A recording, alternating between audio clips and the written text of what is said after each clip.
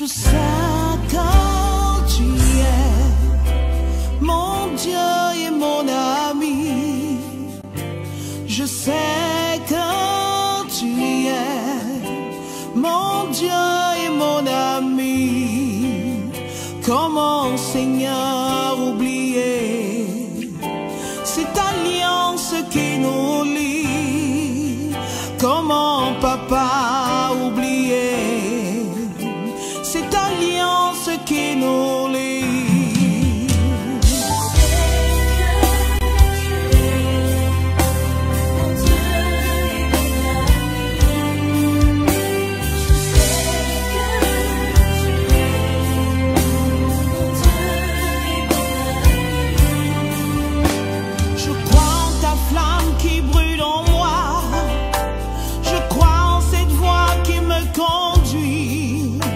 J'ai foi en ta droite qui me soutient.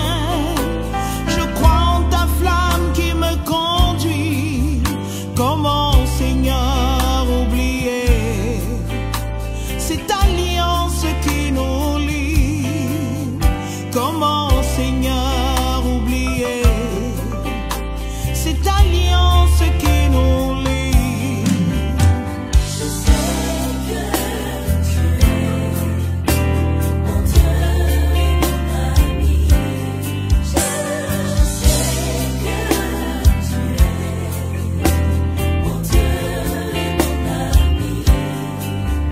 Comment, Seigneur?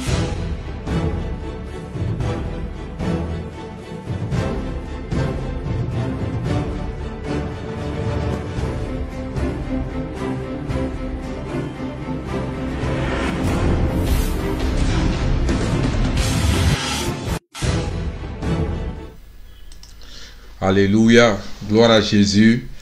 C'est un jour nouveau que l'Éternel a fait. Je veux bénir le nom de l'Éternel pour ce jour, parce que c'est un jour merveilleux. Nous sommes encore présents. Nous sommes sur Effectif Live TV. Je veux bénir la vie de tous ceux qui sont connectés. Que Dieu vous bénisse. Merci déjà de ce que vous êtes déjà là. Mais il serait encore mieux si vous invitez ces personnes que vous connaissez. Parce que je dirais qu'aujourd'hui, c'est encore un rendez-vous divin. Et les rendez-vous divins, c'est des rendez-vous qui sont vraiment établis pour ne pas que nous ratons. Parce que quand c'est comme ça, Dieu a beaucoup de choses à faire. Et là, je suis l'apôtre Hilaire Afi, premier responsable des églises de Christ Resurrection Ministries. Et ce soir, je suis là encore sur cette chaîne Effectif Live TV. Et précisément à notre émission, on vous répond. On vous répond. Il y a une question qui a été posée et il y a un serviteur de Dieu que Dieu a conduit ce soir pour répondre à cette question. Et je crois que la semaine passée, il était déjà en ligne, il avait déjà commencé. Voilà, il avait déjà commencé. Et là, Dieu va nous faire du bien. Dieu va nous faire du bien. Alléluia. Gloire à Dieu. On vous répond. C'est notre émission. Et je vais aller directement de l'autre côté et vous allez voir l'homme de Dieu dont je suis en train de parler ce soir. Shalom, shalom, homme de Dieu. Shalom, que Dieu vous bénisse. Merci encore pour cette journée merveilleuse. Je bénis encore le peuple de Dieu qui nous suit et que Dieu nous bénisse et nous sommes encore présents pour continuer l'œuvre que Dieu nous a confiée. Que Dieu vous bénisse et que nous remettons tout entre les mains de Dieu pour qu'il nous conduise. Que Dieu vous bénisse. Alléluia. Donc, vous avez devant vous le pasteur Valentin Nyako. Voilà, donc il est le premier responsable de l'église Missessa, c'est-à-dire la mission du Saint-Esprit pour le salut des âmes. C'est ça, homme de Dieu? Exactement. Nous sommes de la mission du Saint-Esprit pour le salut des âmes, c'est-à-dire en abrégé la Missessa. Ouais. Donc c'était exact. Nous sommes à Abidjan, nous sommes en Côte d'Ivoire et nous sommes à Bobo et Pougon. Que Dieu vous bénisse. Merci, homme de Dieu. Voilà, donc avant qu'on ne parte un peu plus loin, pourquoi la Missessa? Est-ce qu'on peut avoir quelques éléments par rapport à cette œuvre? Bon, vous savez que lorsque Dieu appelle un serviteur, Dieu lui donne ce qu'on appelle une feuille de route, c'est-à-dire qu'il donne une vision. Dans la prière, Dieu m'a montré que je devais m'orienter en exploitant Ésaïe 42, versets 1 à 9. Donc, c'est la vision de l'Église qui est là, Ésaïe 42, versets 1 à 9, qui nous montre quelle attitude un serviteur, selon le cœur de Dieu, doit, voilà, quelle attitude tenir. Donc, la mission de cet esprit pour le salut des âmes, nous travaillons principalement pour le salut des âmes. Parce que la Bible nous enseigne, Dieu nous a demandé de faire de toutes les nations des disciples. Alors, notre mission, c'est de faire les membres de l'Église, pas des membres seulement, ni des fidèles seulement, mais c'est de faire des disciples du Seigneur. Et c'est cette mission-là, c'est à cela que nous sommes attelés, et c'est pour cela que nous sommes là, nous sommes présents aujourd'hui encore, pour qu'au travers de cette émission, Dieu encore puisse avoir des disciples encore pour son royaume.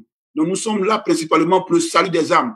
Mais en même temps que le salut des âmes nous intéresse, dans le ministère, nous œuvrons pour le bien-être du peuple, parce qu'il faudrait que le peuple aussi soit traité convenablement pour qu'il puisse réellement s'imprégner dans tout ce qui est œuvre de Dieu pour avoir ce salut-là. Donc, voici un peu comment nous travaillons ici à la mission de cet esprit pour le salut des âmes. Que Dieu vous bénisse. Amen, ça fait plaisir d'entendre cela. Je pense que à la fin de cette émission, on aura le temps d'avoir un numéro de téléphone et situer l'emplacement de cette œuvre. Si celui qui était en Côte d'Ivoire voulait faire partie de votre œuvre, et comment cette personne allait s'arranger pour vous rejoindre. Donc à la fin de ce culte, de cette émission, on aura un numéro de téléphone que vous allez donner. Alléluia. Que Dieu vous bénisse, homme de Dieu. Voilà, donc comme je disais, nous avons commencé quelque chose la dernière fois. Voilà, nous avons commencé quelque chose la dernière fois. Et nous sommes là pour terminer. La question, c'est comment être libéré de l'oppression démoniaque. Et pour ceux qui n'ont pas été là la première fois, vous allez sur notre page Effectif Live TV et je pense que vous allez voir la première partie. L'homme de Dieu a essayé de répondre à beaucoup de questions, mais il y avait tellement de questions qu'il fallait qu'il soit là aujourd'hui. Voilà, donc nous allons rentrer pleinement dans le sujet. Je vais demander à l'homme de Dieu de confier ce moment au Seigneur afin que nous rentrons dans le vif du sujet. Père Céleste, nous te bénissons et nous te donnons toute la gloire. Nous te disons encore de nous conduire pendant ce moment parce que tu as dit ta parole que celui qui bâtit sans toi bâtit en vain. Nous voulons que par ton esprit, ce moment-là soit bâti par toi afin que Seigneur roi des rois, ce moment-là soit pour nous un moment de partage avec ton peuple et un moment de gloire, de vivre la gloire avec toi. Merci encore de ce que tu prends le contrôle de toutes choses et que tu planifies toutes choses et tu permets que toute cette émission-là nous amène à gagner des âmes et à sauver des âmes pour ton royaume. Que la gloire te revienne, toi qui es Dieu. Au nom de Jésus, nous avons prié. Amen. Amen, que Dieu vous bénisse. Amen, homme de Dieu. Voilà. Donc, nous sommes à notre émission. On vous répond. Et la question, c'est comment être libéré de l'oppression démoniaque. Voilà. Donc, on va rentrer vivement dans le sujet. Je vais poser ma première question à l'homme de Dieu. Qu'est-ce qu'un démon? Qu'est-ce qu'un démon? Parce que je vois là l'oppression démoniaque. Donc, on parle de démon. Qu'est-ce qu'un démon? Comment vous pouvez nous expliquer ce mot? Amen. Que Dieu vous bénisse. Nous devons savoir que un démon, ce n'est pas un homme. Parce qu'un homme, il a trois entités. Un homme a un corps, un homme a une âme et un esprit. Et je pense qu'après, nous allons développer cela pour rentrer plus dans les détails. Mais pour un démon est un esprit. Voilà, un démon est un esprit. Et ce démon-là, il est dépourvu de corps. Tout démon est dépourvu de corps. Et il a besoin de notre corps pour agir. Il a besoin de notre corps pour travailler. Mais un démon a une personnalité. Quand nous prenons la Bible, nous voyons qu'un démon a une volonté. Et vous pouvez lire Matthieu 12, 44 qui dit « Je retournerai dans ma maison d'où je venais ». Donc, vous voyez que le démon veut retourner dans la maison d'où il venait. Donc, le démon exprime une volonté. Donc, un démon a une volonté. Un démon a des émotions. Un démon a de l'intelligence. Un démon sait qui il est. Quand on lui a posé la question, qui êtes-vous? Il dit, nous sommes légion. Vous voyez qu'il sait qui il est Et il parle aussi, parce qu'un démon a la faculté de parler. C'est pour nous dire que le démon est un esprit qui n'a pas de corps, mais qui a une personnalité. Et c'est pour ça qu'il a besoin de notre corps pour agir. Et c'est pour ça que quand il entre en nous, il nous donne lui sa personnalité. Il met de côté notre personnalité réelle et il nous impose lui sa personnalité. Donc voici un peu en gros ce que nous pouvons dire concernant un démon. Et le chef des démons, le patron, c'est Satan, qu'on appelle Belzébuth. Satan, c'est lui qui est le chef de tous ces démons, c'est lui qui les conduit et ils sont là pour atteindre la vision, ou bien le but de Satan. Voici un peu ce que je peux dire sur la définition du démon. Amen, homme de Dieu. Gloire à Dieu. Voilà, donc nous venons d'entendre la définition de ce que c'est qu'un démon. Mais en même temps, est-ce qu'il serait pas mieux, homme de Dieu, que vous nous disiez un peu quelles sont les origines, d'où viennent les démons? Bon, nous avons, au niveau des origines, nous avons deux tendances. Nous avons deux tendances. Il y a une tendance qui soutient que les démons viennent des anges déchus. Il y a une tendance qui soutient cela. Il y a des gens qui soutiennent et qui disent que les démons viennent des anges déchus. Il y a une autre tendance qui soutient que les démons sont différents des anges déchus. Et il s'appuie sur Éphésiens 6, verset 12, que nous allons lire. Éphésiens 6, verset 12 nous dit quoi? Quand nous lisons Éphésiens, chapitre 6, verset 12, que je vais lire pour qu'on puisse suivre ensemble, et il nous dit, car nous n'avons pas à lutter contre la chair et le sang, mais contre les dominations, contre les autorités, contre les princes de ce monde de ténèbres, contre les esprits méchants dans les lieux célestes. Vous comprenez, non? Eux, ils soutiennent que les démons sont différents des anges déchus. Pour eux, les anges déchus sont une entité à part et les démons sont une autre entité. Et mon point de vue personnel, parce que il faut dire mon point de vue personnel. Selon mon point de vue personnel, moi, je suis pour la deuxième option qui dit que les démons sont différents des anges déchus. Pourquoi? Parce que quand on dit que les démons proviennent des anges, c'est comme si les anges déchus ne doivent plus exister.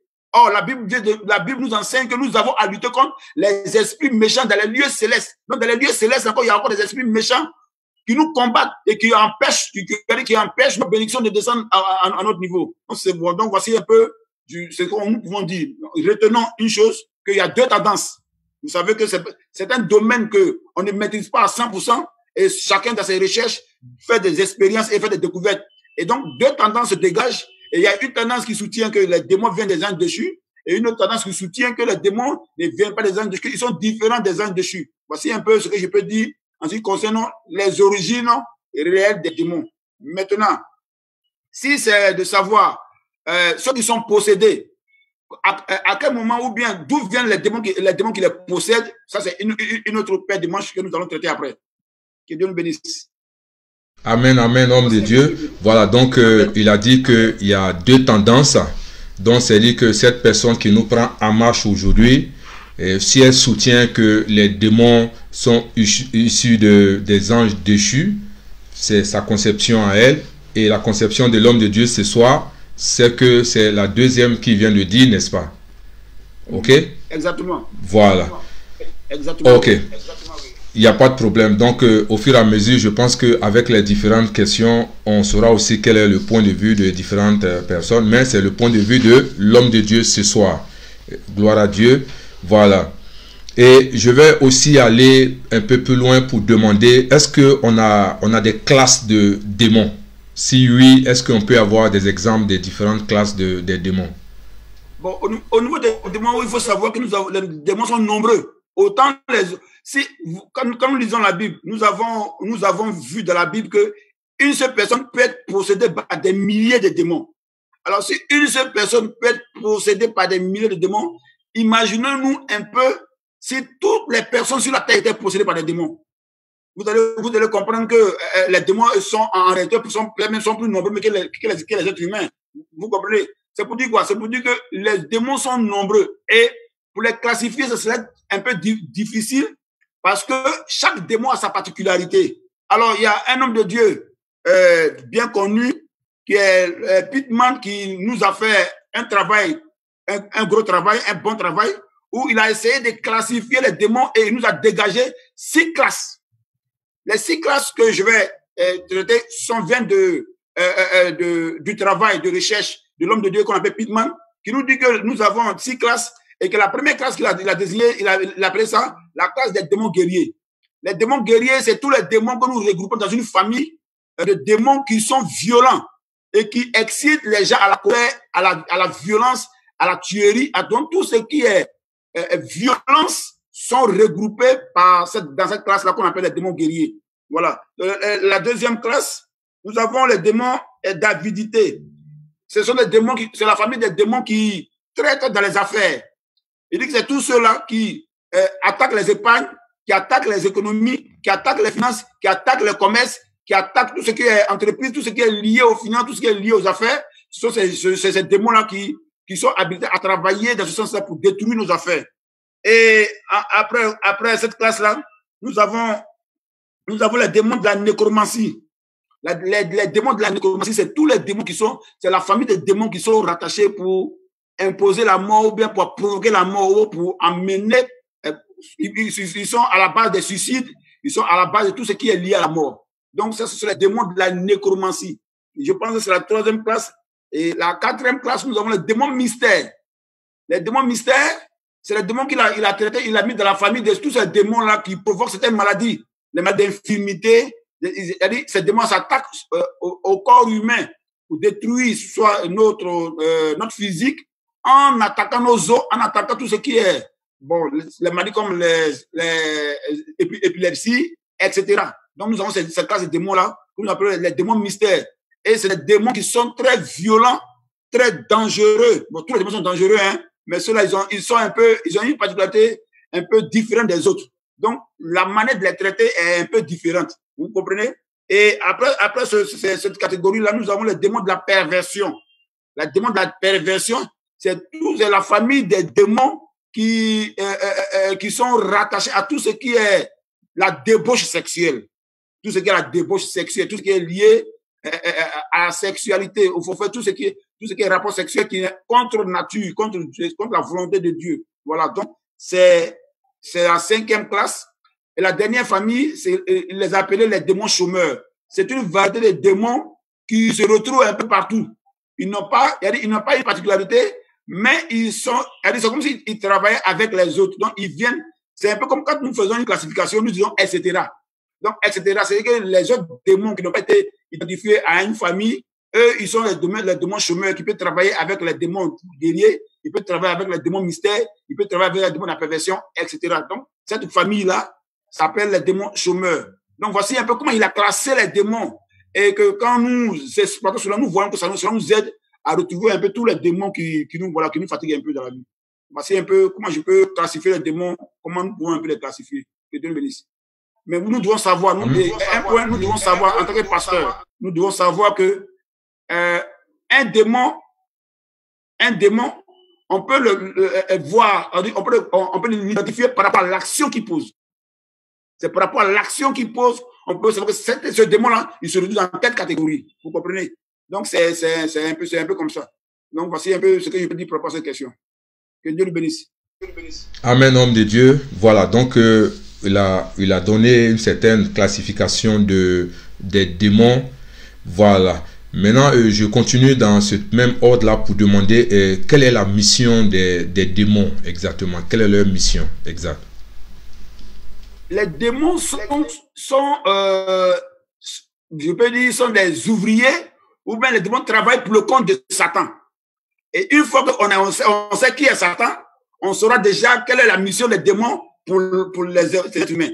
Donc, nous savons que Satan, son but est de détourner l'homme de la voie de Dieu.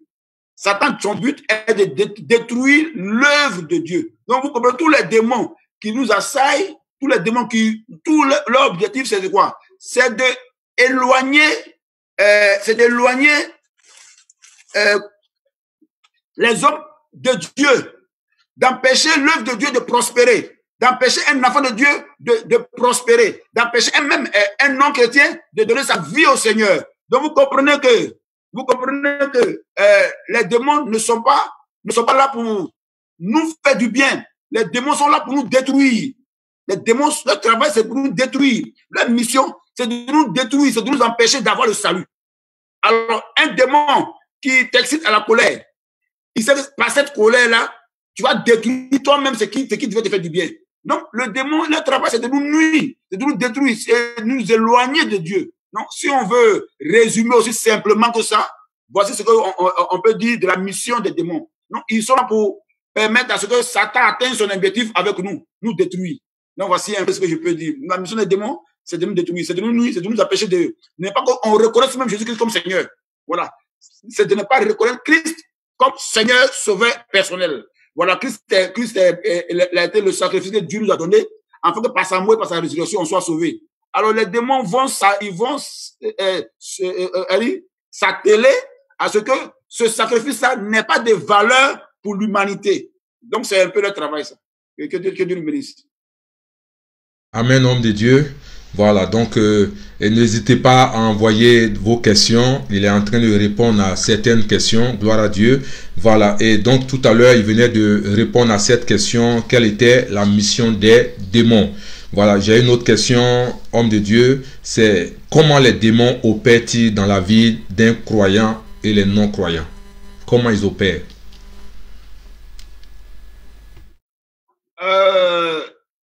Comment les démons opèrent dans la vie d'un croyant et d'un non-croyant. Nous allons prendre cas par cas. Il faut d'abord dire que lorsque nous prenons un être humain, l'être humain est tripartite. Certains disent que l'être humain a 2 parties, mais l'être humain a 3 parties. Il y a des références bibliques que nous allons donner, claires, qui nous précisent que l'être humain a 3 parties. L'homme est doté d'un corps, d'une âme et d'un esprit. Vous pouvez lire 1 Thessaloniciens qui nous aide à éclairer cela.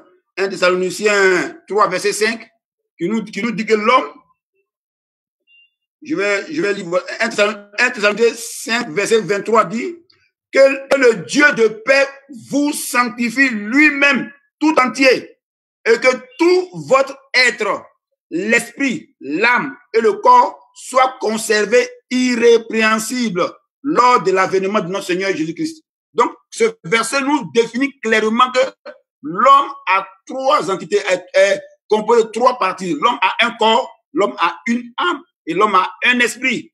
Alors, quand nous prenons l'homme et que l'homme, c'est-à-dire ce non-chrétien-là, qui donne sa vie au Seigneur, quand quelqu'un accepte le Seigneur, automatiquement, l'Esprit de Dieu s'engage en lui en se fixant dans son esprit pour prendre le contrôle de lui et de faire de lui une nouvelle créature, une nouvelle nature. Donc, c'est l'Esprit de Dieu qui est en lui maintenant, qui est d'abord en l'état latent. Au fur et à mesure que ce chrétien va commencer à prier, va commencer à jeûner, va commencer à lire la Bible, l'Esprit de Dieu va commencer à prendre forme en lui. Et c'est l'Esprit de Dieu qui va commencer à l'orienter pour lui montrer que cela est péché, ça c'est pas péché. Parce que la Bible dit quoi? L'Esprit de Dieu nous convainc du péché. Donc le chrétien, c'est l'Esprit de Dieu qui prend le contrôle de son esprit parce que l'Esprit qui est en l'homme, c'est le siège de la raison. C'est le siège de l'immortalité de l'homme. Et l'âme, c'est le siège de l'émotion. C'est le siège de la volonté. Donc vous voyez qu'il y a une différence entre l'esprit qui est de l'homme et l'âme de l'homme. Et l'Esprit de Dieu, lui, il va venir siéger dans son esprit afin de prendre le contrôle, de faire cette personne-là une nouvelle créature et de la mener à comprendre que la vie que tu menais avant là, cette vie-là n'est pas agréable devant Dieu parce que c'est l'Esprit de Dieu. Donc l'Esprit de Dieu nous donne les informations de Dieu. L'Esprit de Dieu nous donne les éléments du ciel. Donc l'Esprit de Dieu veut nous éduquer pour que nous puissions changer de mentalité. Et c'est quand nous prenons l'histoire des Zachée, quand Christ est rentré dans la vie des Zachée, et quand Zachée a accepté le Seigneur, vous avez vu que Zachée a pris conscience que l'attitude qu'il avait avant avec les gens n'était pas une bonne attitude. Il a commencé à changer. Ça, c'est le travail de l'Esprit de Dieu. Voici pourquoi un chrétien, il y a des choses qu'un chrétien ne doit pas faire et qu'il y a des choses qu'un chrétien doit faire pour rendre gloire à Dieu. Donc, quand le démon, lui, il vient, puisque le démon, il entre dans l'homme par le péché, vous comprenez que quand il commet un péché, ton âme est souillée. Ton âme est souillée. Or, la Bible nous dit dans Lévitique que l'âme, c'est le sang. Vous comprenez? Donc, le démon vient s'agripper à son âme pour créer en lui des émotions et tout ce qu'il faut pour qu'il puisse détourner l'homme de sa vraie nature. Donc, quand le démon entre dans la vie du païen, bon, donc, en prenant d'abord le cas du chrétien, quand le démon vient, il y a l'Esprit de Dieu qui est en lui, qui essaie d'influencer, qui essaie de changer la nature. Donc, vous comprenez que, voici pourquoi nous disons quoi? Nous disons que lorsque un chrétien, une personne est chrétienne réellement, cette personne-là, le démon ne peut pas avoir accès à cette personne. Mais l'Esprit de Dieu qui a lui maintenant va l'aider à comprendre que le comportement qu'on avait avant, l'attitude qu'on avait avant, cette attitude-là, c'est ce qui donnait l'ouverture au démon de rentrer dans notre vie. Donc, change de vie. En changeant de vie, nous empêchons les démons d'entrer en nous.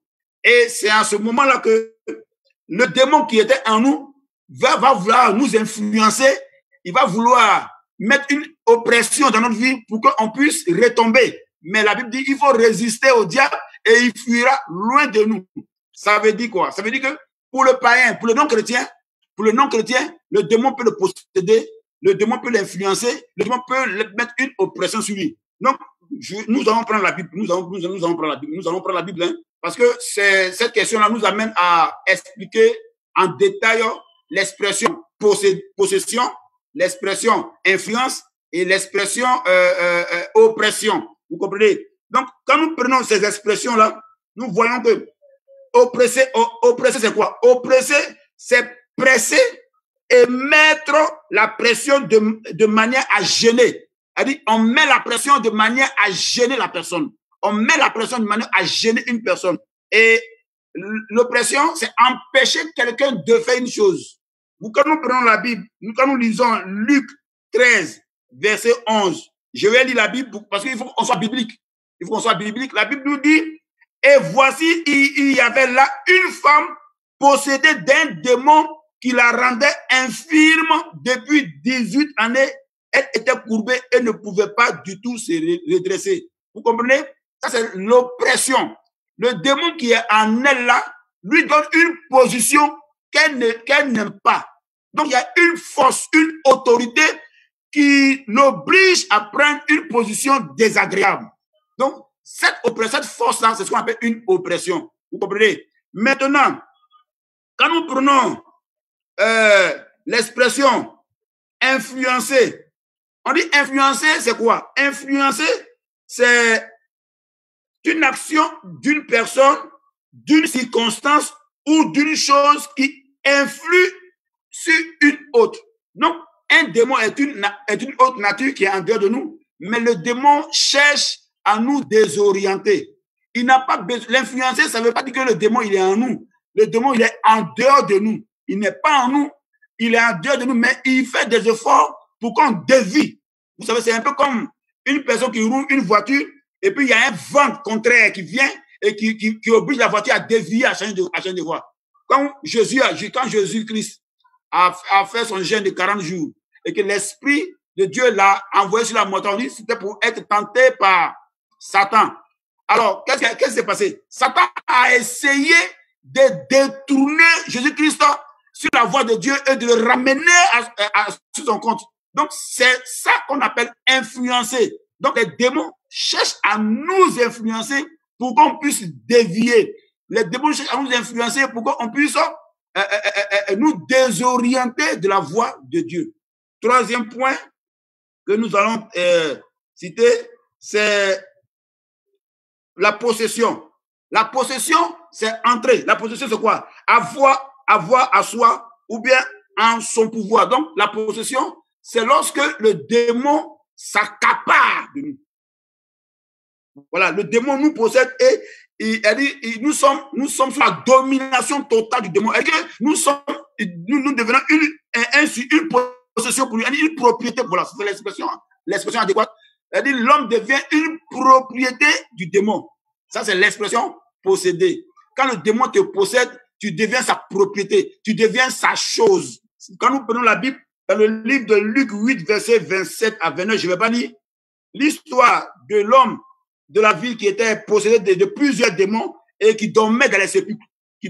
Vous voyez, les démons qui ont fait irruption dans sa vie ont pris possession de lui. À tel enseigne qu'il ne dormait plus à la maison, il ne dormait plus dans sa maison, mais il dormait dans les cimetières. Pourtant, il n'était pas mort, il était bien vivant. Donc, les démons faisaient de lui ce qu'ils voulaient. Vous comprenez? Mais cette attitude de possession-là ne peut pas être un élément pour un chrétien. Ça concerne les non-chrétiens. Le démon, il possède le non-chrétien. Le démon fait du non-chrétien sa propriété. Le démon fait du non-chrétien ce qu'il veut. Mais quand il s'agit d'un chrétien, le chrétien est la propriété de Jésus-Christ de Nazareth. Donc, un démon ne peut plus faire de lui ce qu'il veut. Mais c'est sa vie de sanctification. C'est sa vie de sanctification qui le purifie et qui enlève en lui les déchets que les démons avaient déjà mis à l'intérieur. Donc, voici un peu comment je peux dire que voici comment les démons agissent contre les chrétiens et les non-chrétiens. Voici un peu l'esprit. S'il y a d'autres questions, nous sommes à l'écoute. Que Dieu nous bénisse. Amen, homme de Dieu. Donc, je vais commencer à répondre à d'autres questions, mais avant ça, je vais demander. Là, je viens d'entendre les trois expressions qui ont été développées, c'est-à-dire l'influence, la possession et l'oppression.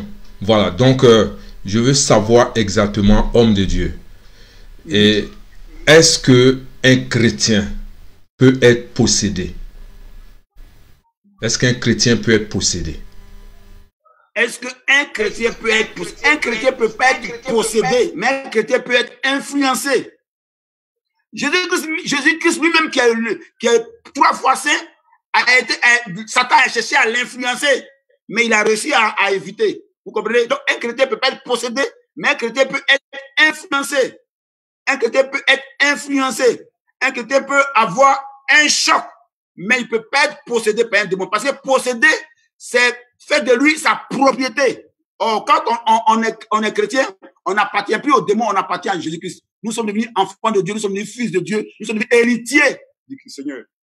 Donc, un héritier, on hérite des choses de Dieu. On peut hériter des choses de Satan. Donc, voici un peu. Voilà. Vous savez que par les eaux du baptême, nous montrons au monde entier, au monde spirituel, notre appartenance au Seigneur. Voilà. Donc, un vrai chrétien, je dis bien un vrai chrétien, ne peut pas être possédé par les démons. Voilà. C'est pas un chrétien, un pied dedans, un pied dedans, mais un chrétien, vraiment un chrétien converti, qui est né de nouveau, qui vit sa vie de sanctification. Celui-là ne peut pas être, il n'est pas concerné par ça. Voici un peu ce que je peux dire. Amen, amen. Voilà. Donc, quelqu'un, là, à la fin de l'explication, j'ai entendu un pied dedans, un pied dehors. Donc, celui qui vient à l'église peut être possédé, mais celui qui vit une vie de sanctification ne peut pas être possédé, si je comprends bien. Exactement. Être à l'église ne veut pas dire qu'on est enfant de Dieu. Quand on est à l'église, il y a les recommandations, c'est la nouvelle naissance. Souvent, quand on fait les évangélisations, et quand on fait les évangélisations, les gens, pour éviter la parole de Dieu, ils sont pressés à dire aux évangélistes, je suis chrétien. Mais ils disent ils sont chrétiens, mais est-ce qu'ils sont nés de nouveau? Est-ce qu'ils sont nés de nouveau? C'est ça. Parce que né de nouveau, c'est être régénéré, être transformé, changer de conception, changer de mentalité et appartenir à Christ à 100%. Donc, on peut être à l'église et puis ne pas être un chrétien. Et peut être à l'église et puis être possédé par un démon. Donc, c'est pour ça qu'à l'église, il est bon de faire des délivrances. Parce qu'il y a des gens qui sont à l'église et ils laissent les démons toujours entrer en eux et puis se détruire. Donc, il est bon. On peut être à l'église et puis être possédé. Donc, ceux qui ne sont pas concernés par la possession, c'est ceux qui vivent une vie de sanctification à l'église. Donc, voici un peu la différence entre les deux. Merci, homme de Dieu. Alléluia. Dieu bénisse son serviteur. Alléluia. Voilà. Donc, on va, il y a des questions, tellement de questions. Voilà. Je vais commencer déjà par demander. Parce que tout à l'heure, j'ai une question qui me dit, bon, là, y a-t-il une différence entre un démon et un esprit ou les principautés? Est-ce qu'il y a une différence? Ils veulent savoir s'il y a une différence entre un démon, un esprit et une principauté. Bon, est-ce qu'on dit, des... Voilà. Quand nous prenons Éphésiens 6, verset 12 On nous dit que nous n'avons pas à lutter contre la chair et le sang, nous avons à lutter contre les dominations, les autorités, contre les princes de ce monde des ténèbres. Mais quand on parle de prince, ça veut dire qu'il y a un roi. Vous comprenez? Mais nous savons quoi? Nous savons que si on est prince, on dit de Satan, nous-mêmes, en tant que chrétiens, nous-mêmes en tant que chrétiens, nous disons que nous sommes cohéritiers avec Christ. Oh, c'est le roi des rois. Donc, si notre père est roi, ça veut dire que nous sommes princes. Mais le prince des ténèbres, ça veut dire quoi? C'est ceux qui sont au service du Satan et qui sont les disciples de Satan. Maintenant, quand on parle dans les lieux célestes, il y a Jude qui nous dit que lorsque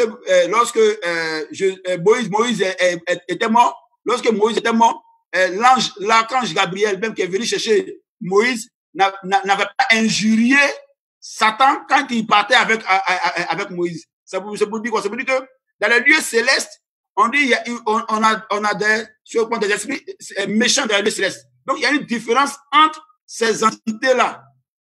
Amen. Il y a une différence entre ces entités. Donc la différence entre, quand on parle de domination et qu'on parle d'autorité, on parle d'une force, une entité qui cherche à dominer, qui commande. Donc ça, on peut mettre dans le cadre des démons. Mais quand on parle d'entités célestes, en ce moment, on parle des anges déchus.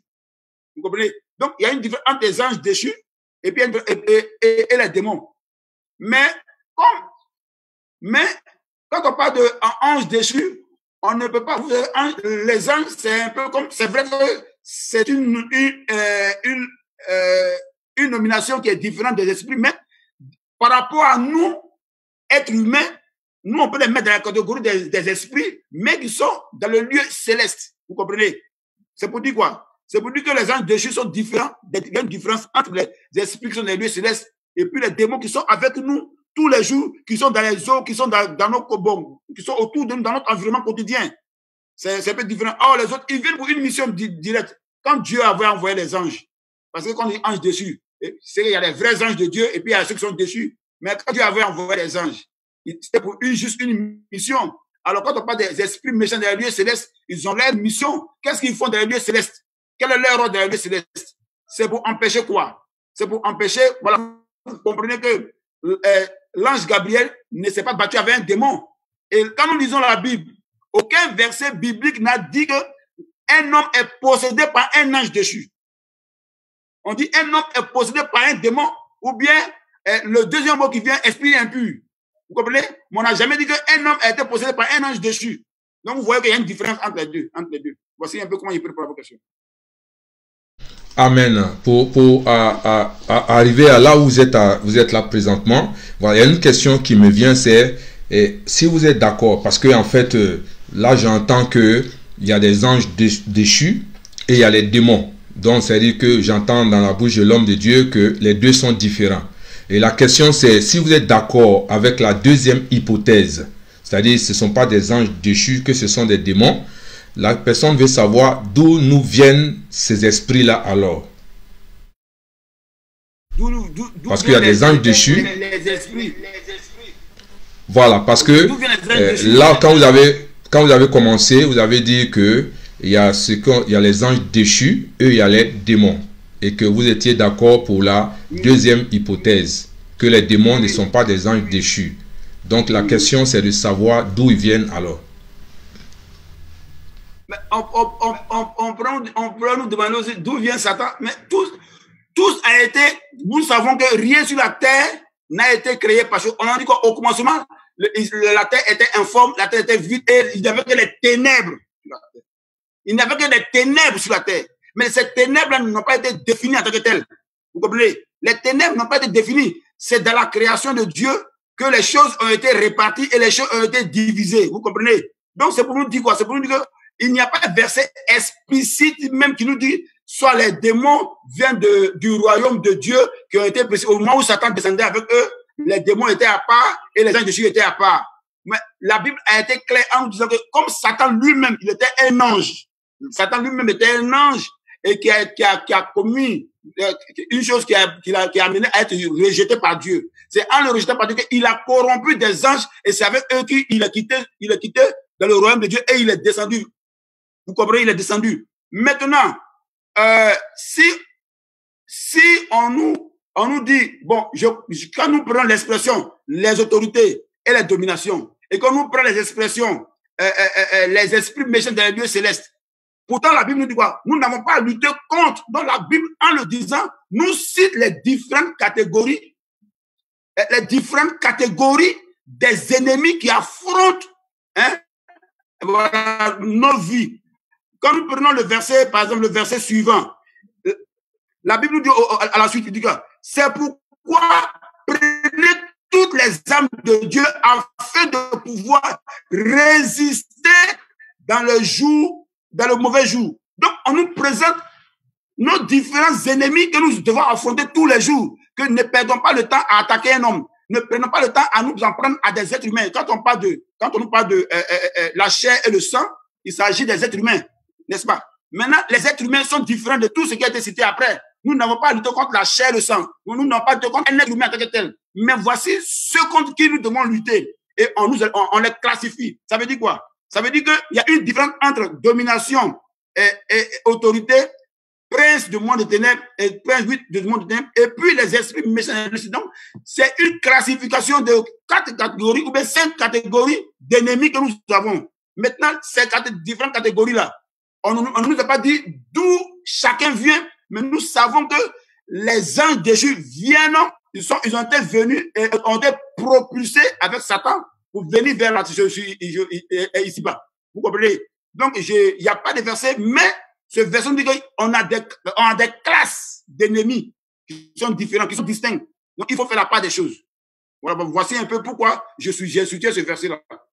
Voilà. Donc, voici un peu ce que je peux dire pour cette question. Amen, homme de Dieu. Voilà. Amen. Donc, je vais juste poser une autre question. C'est, en fait, comment les démons opèrent dans les églises? Comment ils opèrent de nos jours? Comment ils opèrent dans les églises? Comment on peut savoir qu'un démon est en train d'opérer dans une église? C'est une très bonne question. Vous savez, quand on accepte le Seigneur et quand on est serviteur de Dieu, lorsque nous sommes serviteurs de Dieu, nous sommes amenés à être au-dessus spirituellement de ce que des âmes que Dieu nous confie. Alors cela nous amène à avoir des dons. Mais comme c'est des dons que Dieu nous donne, il y a des dons que nous pouvons demander, il y a des dons que Dieu peut nous donner. Maintenant, comment on peut savoir qu'un démon opère? Si le démon qui opère, il le fait par des actions. Dieu peut les révéler. Et comme Dieu ne peut pas les révéler. Comment on peut savoir? Dieu révèle. Vous comprenez? Par exemple, Dieu me révèle que ce monsieur qui est là, voilà l'esprit qui l'anime, voici ce qu'il a fait, qu'il a fait telle chose. Ça, c'est une révélation de Dieu. On peut l'observer par expérience. Vous savez qu'en tant qu'homme de Dieu, à force de faire l'œuvre de Dieu, nous commençons à remarquer, nous commençons à étudier et remarquer ce type de démon-là. Voici comment il s'agit. Ce genre de démon, voici comment il s'agit. Donc, c'est pas la Bible dit quoi? C'est par le fruit qu'on peut les reconnaître. C'est par les œuvres qu'on peut les reconnaître. Donc, dans une église, la majorité de ceux qui ont un démon et qui se laissent conduire, je prends un exemple, qui se laissent conduire par le démon. Ça veut dire quoi? Ça veut dire qu'il y a des gens qui ont pris l'habitude de se laisser utiliser par un démon. Ils viennent soit pour une mission. La mission, ça peut être pour détruire l'église, ça peut être pour attaquer une personne, ça peut être empêcher le Dieu de prospérer, ou bien pour une mission bien définie. Donc, on a plusieurs catégories. Il y a des gens qui sont possédés, mais leur intention n'est pas de nuire. Vous comprenez? Il y a des gens qui sont possédés, mais leur intention n'est pas de nuire. Il y a d'autres qui sont possédés, mais leur intention, c'est de nuire. Mais c'est à l'homme de Dieu de discerner. Vous comprenez? Quand la personne a pour intention de nuire, la personne va chercher à s'infiltrer dans les différentes activités de l'église. Vous allez voir la personne. Je prends un exemple très simple. Prenons le cas de la sorcellerie, par exemple. Quand un sorcier est dans une église et qu'il a une mission dans une église, je prends le cas d'un sorcier, hein, quelqu'un qui est sorcier, qui est posé par un esprit de sorcellerie et qui vient pour une mission dans une église. Vous allez voir cette personne-là s'intéresser à toutes les activités de l'église. Donc, il va chercher à avoir les informations. Il va chercher à titiller les fidèles, à titiller les gens pour avoir les informations, à les rassembler et puis à travailler en fonction de ces informations. Vous allez voir qu'il va montrer un zèle, un faux zèle. C'est-à-dire un zèle qui va cacher sa vraie mission. C'est pour cela qu'il faut avoir le discernement. Si vous n'avez pas le discernement, ou bien si Dieu n'a pas fait la grâce, Dieu ne nous a pas fait la grâce de révéler, ça sera difficile de savoir que cette femme-là, qui vient chaque jour à 6 h du matin pour balayer l'église, est en réalité une sorcière. Vous comprenez? Non, c'est pour dire quoi? C'est pour dire que les pasteurs ou les églises qui sont un peu habitués à ce genre d'esprit-là, ils savent un peu comment ça se manifeste. Cette personne-là, ils vont vouloir entrer dans le groupe d'intercession. Ils vont se proposer comme volontaire pour entrer dans le groupe d'intercession. Mais dans le groupe d'intercession, vous allez voir que la personne va commencer à poser des questions. Non? Imaginez-vous une personne qui pose une question à un fidèle sur l'intimité du pasteur. Vous voyez que par la question déjà, c'est une question qui est déplacée. Il y a une attitude qui est déplacée. Souvent, la personne n'a pas reçu un ordre du pasteur, mais la personne veut forcément arriver à faire une activité qui lui a été interdite. Donc, il y a un comportement qui est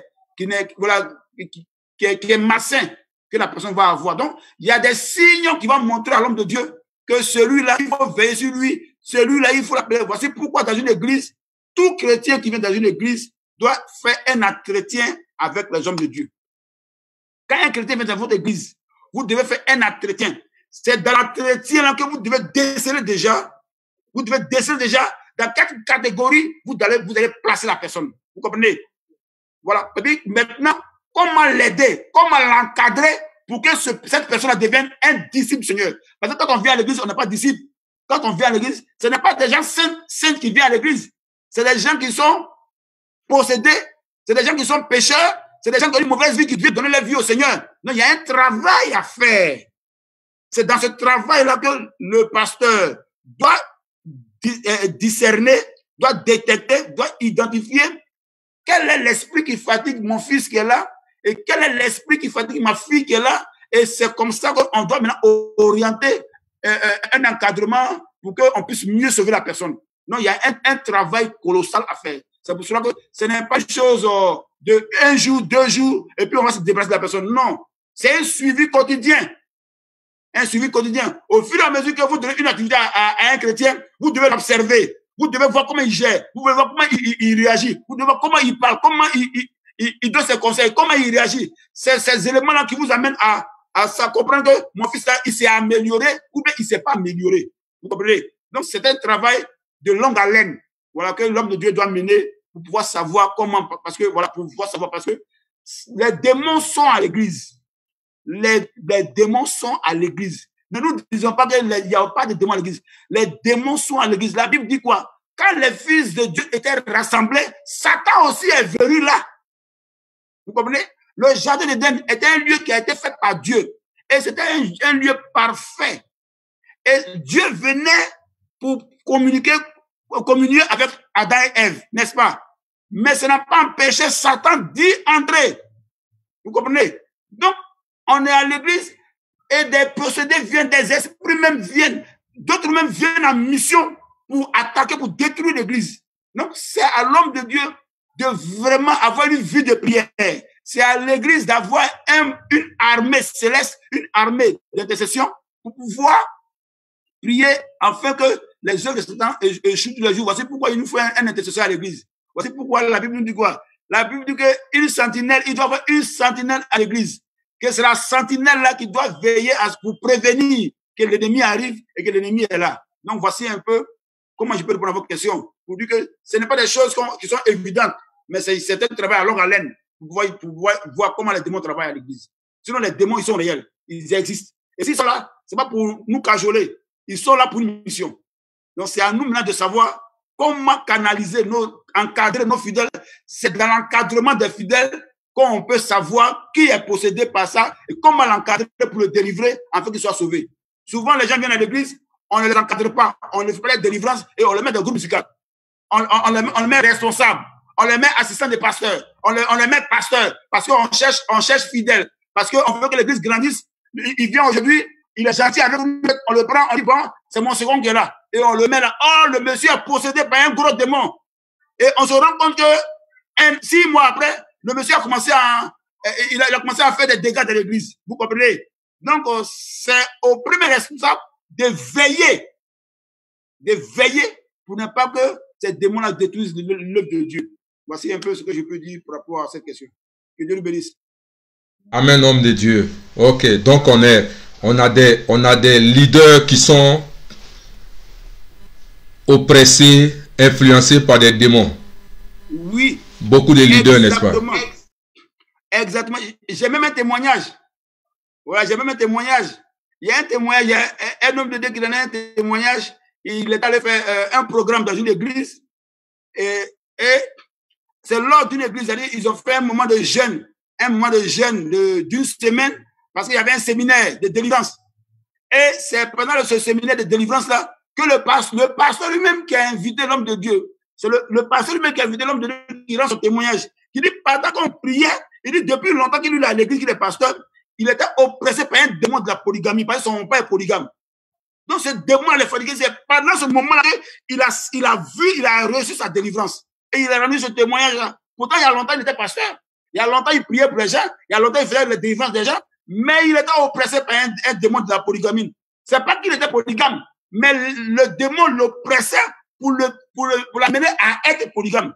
Donc, il y avait une résistance jusqu'à ce que ce jour-là, il soit totalement délivré pour avoir un épanouissement total au niveau de ce cas. Donc, c'est pour dire que c'est des éléments qui existent réellement dans nos communautés, dans nos églises. C'est pour ça que quand Christ t'appelle, quand tu es dans le monde et que tu donnes ta vie au Seigneur, il faut chercher ta délivrance.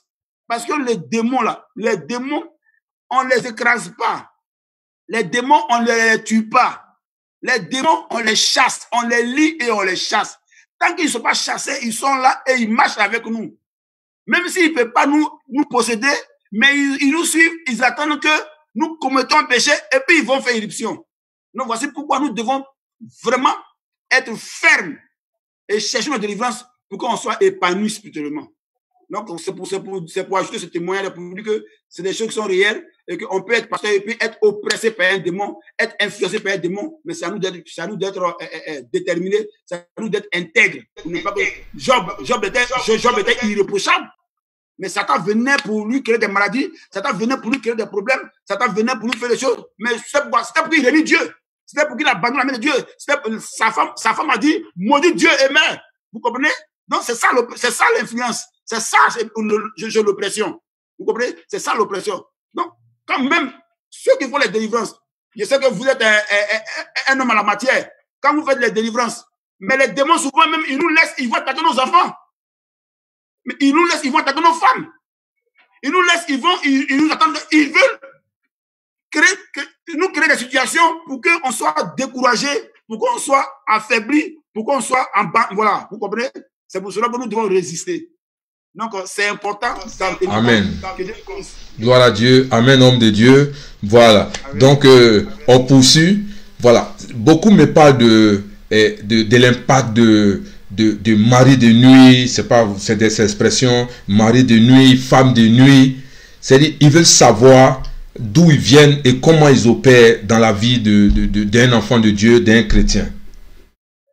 Bon, les maris de nuit, c'est des expressions un peu, ils ont l'air non scientifiques. Bon, j'ai un peu oublié l'expression, mais c'est incubus, et puis voilà. Mais pour dire quoi, ce sont des esprits qui sont réels. Plusieurs personnes ne croient pas à ces esprits-là. Je comprends, je ne sais pas pourquoi, mais plusieurs personnes ne croient pas à ces esprits, mais ce sont des esprits qui sont réels. Et on dit mari de nuit, et puis on dit femme de nuit. C'est pour dire quoi? C'est pour dire qu'il y a une alliance de mariage. Voilà, c'est-à-dire que tout ce qui est relié au mariage, tout ce qui est relié qui a trait au rapport sexuel, au rapport entre mari et femme, c'est dans ce domaine-là qu'eux, ils agissent, c'est dans ce domaine-là qu'eux, ils opèrent. Alors, la question c'est quoi? Comment savoir qu'on a... Je voulais que vous repreniez la question. Voilà, la question c'est... En fait, les gens entendent parler de mari de nuit et femme de nuit. Alors, comment ils opèrent? S'ils sont réels, comment ils opèrent dans la vie, voilà, d'un enfant de Dieu? La Bible nous dit quoi? La Bible nous dit que lorsque un homme a des rapports avec une femme, les deux deviennent un. Vous comprenez? Et ça veut dire que lorsque quelqu'un sort avec une femme prostituée, mais comme ils deviennent un, il est forcément exposé aux esprits qui vont... Bon, souvent, on a l'impression que celui qui vient avec la prostituée, il est plus pur que la prostituée. Or, souvent, les deux sont impurs. Donc, il peut y avoir transfert d'esprit. Il peut y avoir échange d'esprit. Il peut y avoir même alliance avec les esprits. Vous comprenez? Donc, quand nous commettons un péché, et que ce péché-là est lié, par exemple, quand vous regardez les films pornographiques, par exemple, voici une porte qui est ouverte aux esprits des maris de nuit et femmes de nuit. La pornographie, les histoires de tout ce qui est lié à la sensualité, tout ce qui est sexe, tout ce qui est lié à la relation au sexe, ça provoque cela. Maintenant, comment comprendre, comment savoir cela? Vous n'êtes pas marié. Vous n'êtes pas marié et vous vivez une vie de fornication. Vous comprenez? Vous vivez une vie de fornication. C'est une porte que vous ouvrez à ces esprits-là. C'est une porte que vous ouvrez à ces esprits. Et ces esprits sont très, très, très dangereux. Ils peuvent détruire votre travail. Ils peuvent détruire votre santé. Ils peuvent vous empêcher de vous marier. Ils peuvent vous empêcher d'enfanter. Ils peuvent même détruire, comment on appelle, ils peuvent détruire même celui qui a même l'intention de vous marier. J'ai un témoignage que je vais donner. Je connais une personne qui a rendu ce témoignage-là. Cette personne n'était pas chrétienne, hein, mais il dit que ils sont allés à leur bal de fin d'année en terminale. En fin d'année, on fait des bals de fin d'année. Ils sont allés à leur bal de fin d'année. Et puis à ce bal-là, il a rencontré une jeune fille belle, bien qu'il avait un petit désiré. Il est parti avec elle. Au moment où les autres dansaient, il est parti avec elle. Et au moment où ils sont entrés dans sa chambre, la fille est allée sous la douche. Quand la jeune fille est allée sous la douche, lui, il était couché sur le lit et il attendait ce que la fille fisse sa toilette pour venir. Et dit, au moment où il était couché, il y a un esprit que lui-même l'a vu. Il dit, c'est pas un songe. Il ne dormait pas. L'esprit s'est arrêté, noir avec les yeux rouges. Et l'esprit a commencé à le menacer de laisser la fille tranquille. Donc, il a eu tellement peur qu'il a fui de la chambre de sortie. Et quand la fille est sur la douche, il a dit non, ce n'est plus la peine, alors ce n'est plus la peine, retournons là où on a quitté. Vous comprenez? Ça veut dire quoi? Cet esprit-là ne veut pas que cette fille-là ait une autre relation avec une autre personne. Donc, il détruit le mari de cette fille. Et j'ai encore un autre témoignage où une fille, il y a un jour approprié où le mari de lui vient. Quand le mari de lui, bon, la fille a donné le jour, hein, comme je ne me souviens pas du jour, je vais donner un jour comme ça. Le jeudi, par exemple. Il dit l'esprit vient chaque jeudi, par exemple. Et quand l'esprit vient, elle sait que ce jour-là, il va venir. Donc, elle-même, elle est stressée. Elle a peur. Parce que quand il vient, et qu'il vient, il fait ce qu'il veut là. Elle a des blessures. Elle dit qu'il a, je ne sais pas comment dire, il agresse. Enfin, il agresse. Donc, chaque jeudi, elle était traumatisée. Parce qu'il vient le jeudi, et il fait ce qu'il a fait, puis ça va. Et c'est comme, elle n'était pas chrétienne, elle n'était pas chrétienne non plus. Et c'est sa tristesse là qui a attiré l'attention d'un pasteur. Et le pasteur lui a demandé, mais pourquoi tu es triste? Elle ne voulait pas parler, il a insisté. Et c'est là qu'elle s'est confiée au pasteur. Et le pasteur l'a appelé, le pasteur a fait sa délivrance. Quand le pasteur a fait sa délivrance, plus jamais l'esprit n'est venu. Et puis elle a réussi à se marier, elle a réussi à vivre en paix. C'est pour dire que les maris de nuit, c'est des choses qui sont réelles. Donc, il faut faire très, très attention. Il peut même exciter la colère. Vous pouvez même être marié et puis exciter la colère pour que votre foyer, quand bien que vous êtes marié, mais vous n'avez pas la paix dans votre foyer. Donc, c'est pour cela qu'il faut toujours prier, il faut toujours vivre une sanctification. Ces gens de cas-là, il faut l'expliquer à ton pasteur. Quand vous avez un pasteur, vous allez lui expliquer pour qu'il puisse faire votre délivrance, afin que vous puissiez avoir la paix, vous pouvez être épanoui. Donc, voici un peu ce que je peux dire en concernant les esprits de mari de nuit et les familles. Amen, amen. Ouais, c'est bon d'expliquer à un pasteur qui croit à la délivrance aussi. Oui, pas vrai, homme de Dieu. Amen. Non, voilà. Oui, c'est vrai, comme vous, c'est tout. Comme vous, c'est tout. Amen, amen. Voilà. Amen. Donc, on a une autre question. Voilà. Il y a quelqu'un qui veut savoir, parce que la personne a remarqué que, cette personne dit par exemple, vous voyez, il arrive des moments où nous sommes couchés, par exemple, dans notre lit, et on sent comme s'il y avait une force qui était sur nous. On n'arrive pas à parler, on n'arrive pas à bouger. On essaie de se débattre, mais on n'arrive pas à bouger. Voilà, donc c'est comme s'il y a quelque chose qui vous retenait, une force qui vous retenait. Est-ce qu'on peut dire qu'il y a un démon qui est en train d'opérer en ce moment-là? Oui, on peut le dire, mais on peut le dire, vous voyez, on peut le dire. C'est un peu comme une oppression. C'est ce qu'on appelle une oppression. Vous êtes couché, bon, ça c'est quand même un cas qui est quand même fréquent. Hein. Pour ceux qui sont habitués à la délivrance, c'est un cas qui est quand même fréquent. C'est une oppression. C'est-à-dire vous sentez une présence qui vous maintient, qui vous montre, mais votre voix ne sort plus. Vous n'arrivez pas à parler audiblement. Vous ne pouvez plus faire des gestes. Donc c'est une oppression, c'est un cas de démon. C'est un cas de démon. C'est un cas de démon. Très souvent, je dis bien très souvent, je ne dis pas totalement, mais très souvent, c'est des esprits de mort qui le font. Voilà, c'est les esprits de mort. Ils font partie de la famille des démons de nécromancie. C'est-à-dire les esprits de mort. Ils viennent vous assoupir, ils viennent vous étouffer, et même, souvent même votre respiration commence à prendre un coup. Ils commencent à vous étouffer. Donc si vous n'êtes pas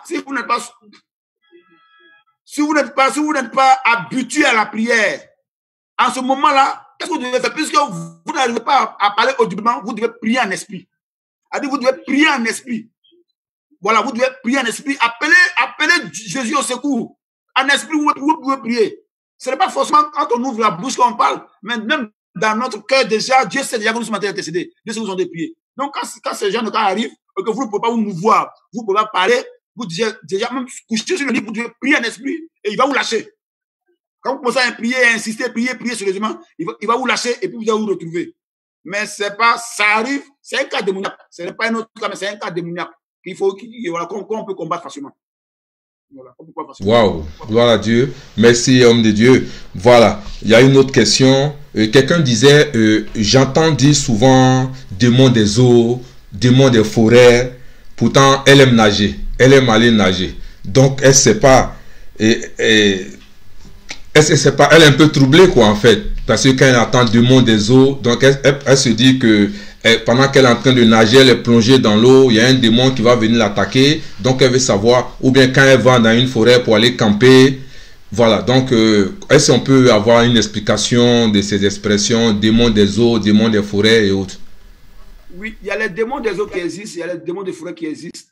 Mais ils peuvent ne rien avoir avec vous. Vous pouvez nager tranquillement tant qu'il n'y a pas une alliance qui vous lie avec ces esprits-là.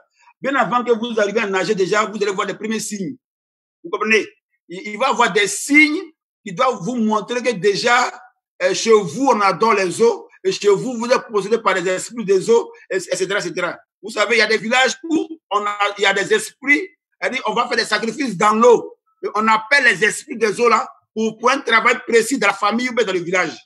Vous comprenez? Et ces esprits influencent les gens de la famille ou les gens de ce village-là. En ce moment-là, on pourra dire que tous ceux qui viennent de cette famille ou bien qui viennent de ce village-là sont influencés par les esprits des eaux.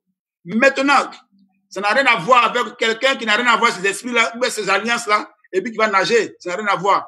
Ça veut dire quoi? Ça veut dire que si, à votre connaissance, vous n'avez jamais contracté une alliance avec les esprits des eaux, vous n'avez pas, vous nagez comme vous nagez comme vous voulez. Vous comprenez? Mais ça ne veut pas dire que même quand on est possédé par un esprit des eaux, on ne peut pas nager. Mais quand on est chrétien, il faut chercher à être délié. Il faut chercher à être délivré. Lorsque vous avez connaissance que dans votre famille, vous adorez des esprits qui sont dans les eaux, expliquez au pasteur, il va faire votre cure, il va faire votre délivrance. De telle sorte que quand vous serez vraiment, vous allez sentir qu'il y a une différence entre votre vie passée et votre vie actuelle parce que ils ont fait votre délivrance et maintenant les choses vont mieux. C'est à ce moment-là que vous pouvez libre. Sinon, une personne qui n'a rien à voir avec ça, il peut nager comme veut. Souvent, si vous avez peur de l'eau, ça c'est autre chose. Mais c'est pas parce que vous partez nager pas parce que vous aimez nager que vous êtes lié aux esprits des eaux. Non, ça n'a rien à voir. Donc, amen. Tous les chasseurs qui vont à la forêt sont liés à un esprit de forêt. Non, ça n'a rien à voir. Ça n'a rien à voir. Amen. Donc, elle peut continuer d'aller nager. Il n'y a pas de problème, homme de Dieu. Voilà, donc il y a une autre question. Et il y a quelqu'un qui veut savoir parce que nous sommes là, on vous répond. C'est pour répondre, n'est-ce pas? Voilà, quelqu'un qui veut savoir qu'il y a beaucoup qui ne croient pas à l'existence des démons. Ok? Et sur la vie de l'homme, leur impact sur la vie de l'homme. Et souvent, ils pensent que c'est une histoire de malchance. Donc, ça veut dire que si quelque chose arrive à quelqu'un, c'est parce que cette personne n'est pas chanceuse. Voilà. Donc, la personne, ou bien ils se disent que soit c'est les erreurs que nous-mêmes nous faisons. Quel est votre point de vue par rapport à cette question? Que Dieu nous bénisse. Que Dieu nous bénisse. Je vais, si Dieu permet, je vais chercher un verset rapidement pour donner un exemple. Mais je vais expliquer en même temps et puis je vais parler. La Bible nous dit que, excusez-moi, vous savez, c'est vrai, je l'ai déjà dit tantôt qu'il y a plusieurs personnes qui ne croient pas à cela, qui pensent que non, les démons, c'est des... On a inventé que c'est pas réel, que si j'ai échoué, c'est parce que je n'ai pas étudié. Si j'ai échoué, c'est parce que oui, on peut échouer parce qu'on n'a pas étudié. Mais on peut échouer aussi parce qu'il y a un démon qui s'oppose à cela. Vous comprenez? Je prends un exemple très simple. Un élève qui est très brillant en classe, quand on fait les devoirs de classe, il travaille bien. Vous comprenez? Et puis, chaque fois qu'il passe un examen, il échoue. Et il échoue à un point où il est bon. Pourtant, il a l'impression que c'était bien, mais il échoue. Et c'est répété. Quand c'est répété, et que ce n'est pas, ça ne suit pas une logique.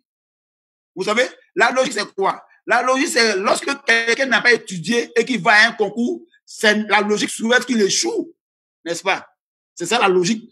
Mais quelqu'un qui a préparé l'examen et qui est prêt, et tout le monde sait que c'est un enfant qui est brillant en classe. On a même donné des exercices qu'ils ont fait en classe pour lesquels cette personne avait de bonnes notes. Et arrivé à l'examen, moi j'ai vu des étudiants qui ont perdu qui se portaient bien le jour de l'examen. Arrivé dans la salle nette, ils sont tombés. On les a évacués à l'hôpital. Ils n'ont plus composé. J'ai même mon neveu. J'ai un neveu. Ça c'est mon témoignage. Je le rends en même temps. J'ai un neveu qui était en troisième. Vous comprenez? Il était en troisième. Et le jour de l'examen, avant qu'il n'arrive au jour de l'examen à l'écrit, Dieu m'a montré en songe. C'est bon, c'est le fils. Bon, j'ai dit un neveu parce que c'est le fils d'un cousin. Dieu m'a montré en songe que cet enfant avait reçu une attaque par son grand-père. Mais j'appelle son papa pour lui dire, ton fils a quoi? Oh, lui et moi, on ne se fréquente pas. Son fils, je ne le connais pas. Mais ton fils a eu quel problème? Et puis voici ce que Dieu m'a montré. Et c'est en ce moment que son papa me dit que l'enfant, il partait à l'examen et puis il est devenu aveugle. Dès qu'il est rentré en classe nette, il est devenu aveugle. Il ne voit plus. Vous comprenez? Quelqu'un qui allait à l'école depuis l'école primaire, depuis la maternelle, et qui arrive en troisième. Et puis, bon, subitement, il devient aveugle. Et après les examens, sa vue devient normale. Vous comprenez? Au moment de l'examen, il est devenu aveugle. Dès que les examens sont finis, sa vue est devenue normale. Bon, comment on peut expliquer ça? La science n'explique pas cela. Non, ceux qui disent que les démons n'existent pas, que c'est parce que, bon, je n'ai pas bien étudié, bien, c'est une mauvaise coïncidence, ou bien je n'ai pas la chance pour réussir, c'est ce qui a fait. Les démons sont réels. Mais on n'a pas dit que tous nos échecs sont liés aux démons. Voilà. On n'a pas dit que tous nos échecs sont liés aux démons. Si une personne prend un fusil et puis se met une balle dans la tête, c'est pas forcément un démon. Il veut se suicider, on dit que c'est un esprit de suicide. On comprend que c'est un esprit de suicide. Mais une personne qui traverse la route et puis qui appuie un frein ou bien qui achète une voiture et puis bon, vous savez que je vais dire quoi? Je vais dire que tout n'est pas l'œuvre des démons. C'est pour ça que la dernière fois, la semaine passée, vous avez posé la question, est-ce que toutes les maladies là étaient l'œuvre des démons? Nous avons dit que toutes les maladies n'étaient pas l'œuvre des démons. Il y a des maladies qui sont naturelles et qu'il y a des maladies qui sont d'origine démoniaque. Donc, c'est la même chose pour les autres choses. Votre foyer peut être détruit parce que vous n'êtes pas soumise parce que vous n'avez pas un bon comportement et monsieur est déçu et vous a libéré. Mais votre foyer aussi peut être détruit parce qu'il y a un démon qui a détruit votre foyer et qui vous a motivé à le détruire. Donc, une chose peut être source de démon, comme une chose ne peut ne pas être source de démon, ça peut être notre défense normale. Voici un peu comment je peux répondre à vos questions. Que Dieu nous bénisse. Amen, homme de Dieu. Voilà, donc on va continuer. Voilà, et homme de Dieu, il y a quelqu'un qui veut savoir quel est votre point de vue, que pensez-vous des personnes qui sont à l'église, qui disent qu'elles sont chrétiennes et qui ne pardonnent pas. Pourrait-on dire que ces personnes-là sont possédées par un démon ou bien ont un démon qui les oppresse ou qui les influence? Bon, ne mettons pas tous nos défauts sur les démons aussi. Au fait, il y a des gens qui ont une conception de la vie. Vous savez, quand on vit, on a une philosophie de la vie, on a une conception de la vie. Il y a des gens qui ne peuvent pas, je prends un exemple de certaines personnes, selon leur culture, selon leur tradition, selon leur éducation, ils pardonnent difficilement, ils tolèrent difficilement. Par exemple, il y a des personnes qui n'aiment pas qu'une femme hausse le ton sur eux. Certaines personnes, c'est leur conception. C'est-à-dire quand eux, ils parlent, leur femme ne doit pas parler. Ça n'a rien à voir avec un démon. C'est une culture, c'est une éducation qu'il a reçue. Vous comprenez? Il doit changer. Quand on vient à l'église, on doit laisser nos mauvaises habitudes et puis se conformer à la parole de Dieu. Un chrétien qui ne pardonne pas, ce comportement-là est une porte favorable pour un démon. Mais ce n'est pas un démon qui devait ça. C'est une porte qui est favorable. Vous comprenez? C'est une porte qui est favorable. Ce n'est pas le démon qui a dit ne pardonne pas. Mais puisqu'il ne pardonne pas, il donne la permission à un démon d'avoir accès à sa vie et pour faire autre chose que ça. Donc, c'est pour dire quoi? C'est pour dire que le pardonnement, un chrétien doit pardonner. Et s'il ne pardonne pas, nous devons l'exhorter à pardonner. Nous devons, voilà, l'éduquer spirituellement pour qu'il arrive à pardonner. Donc, voici un peu ce que je peux dire sur ce point.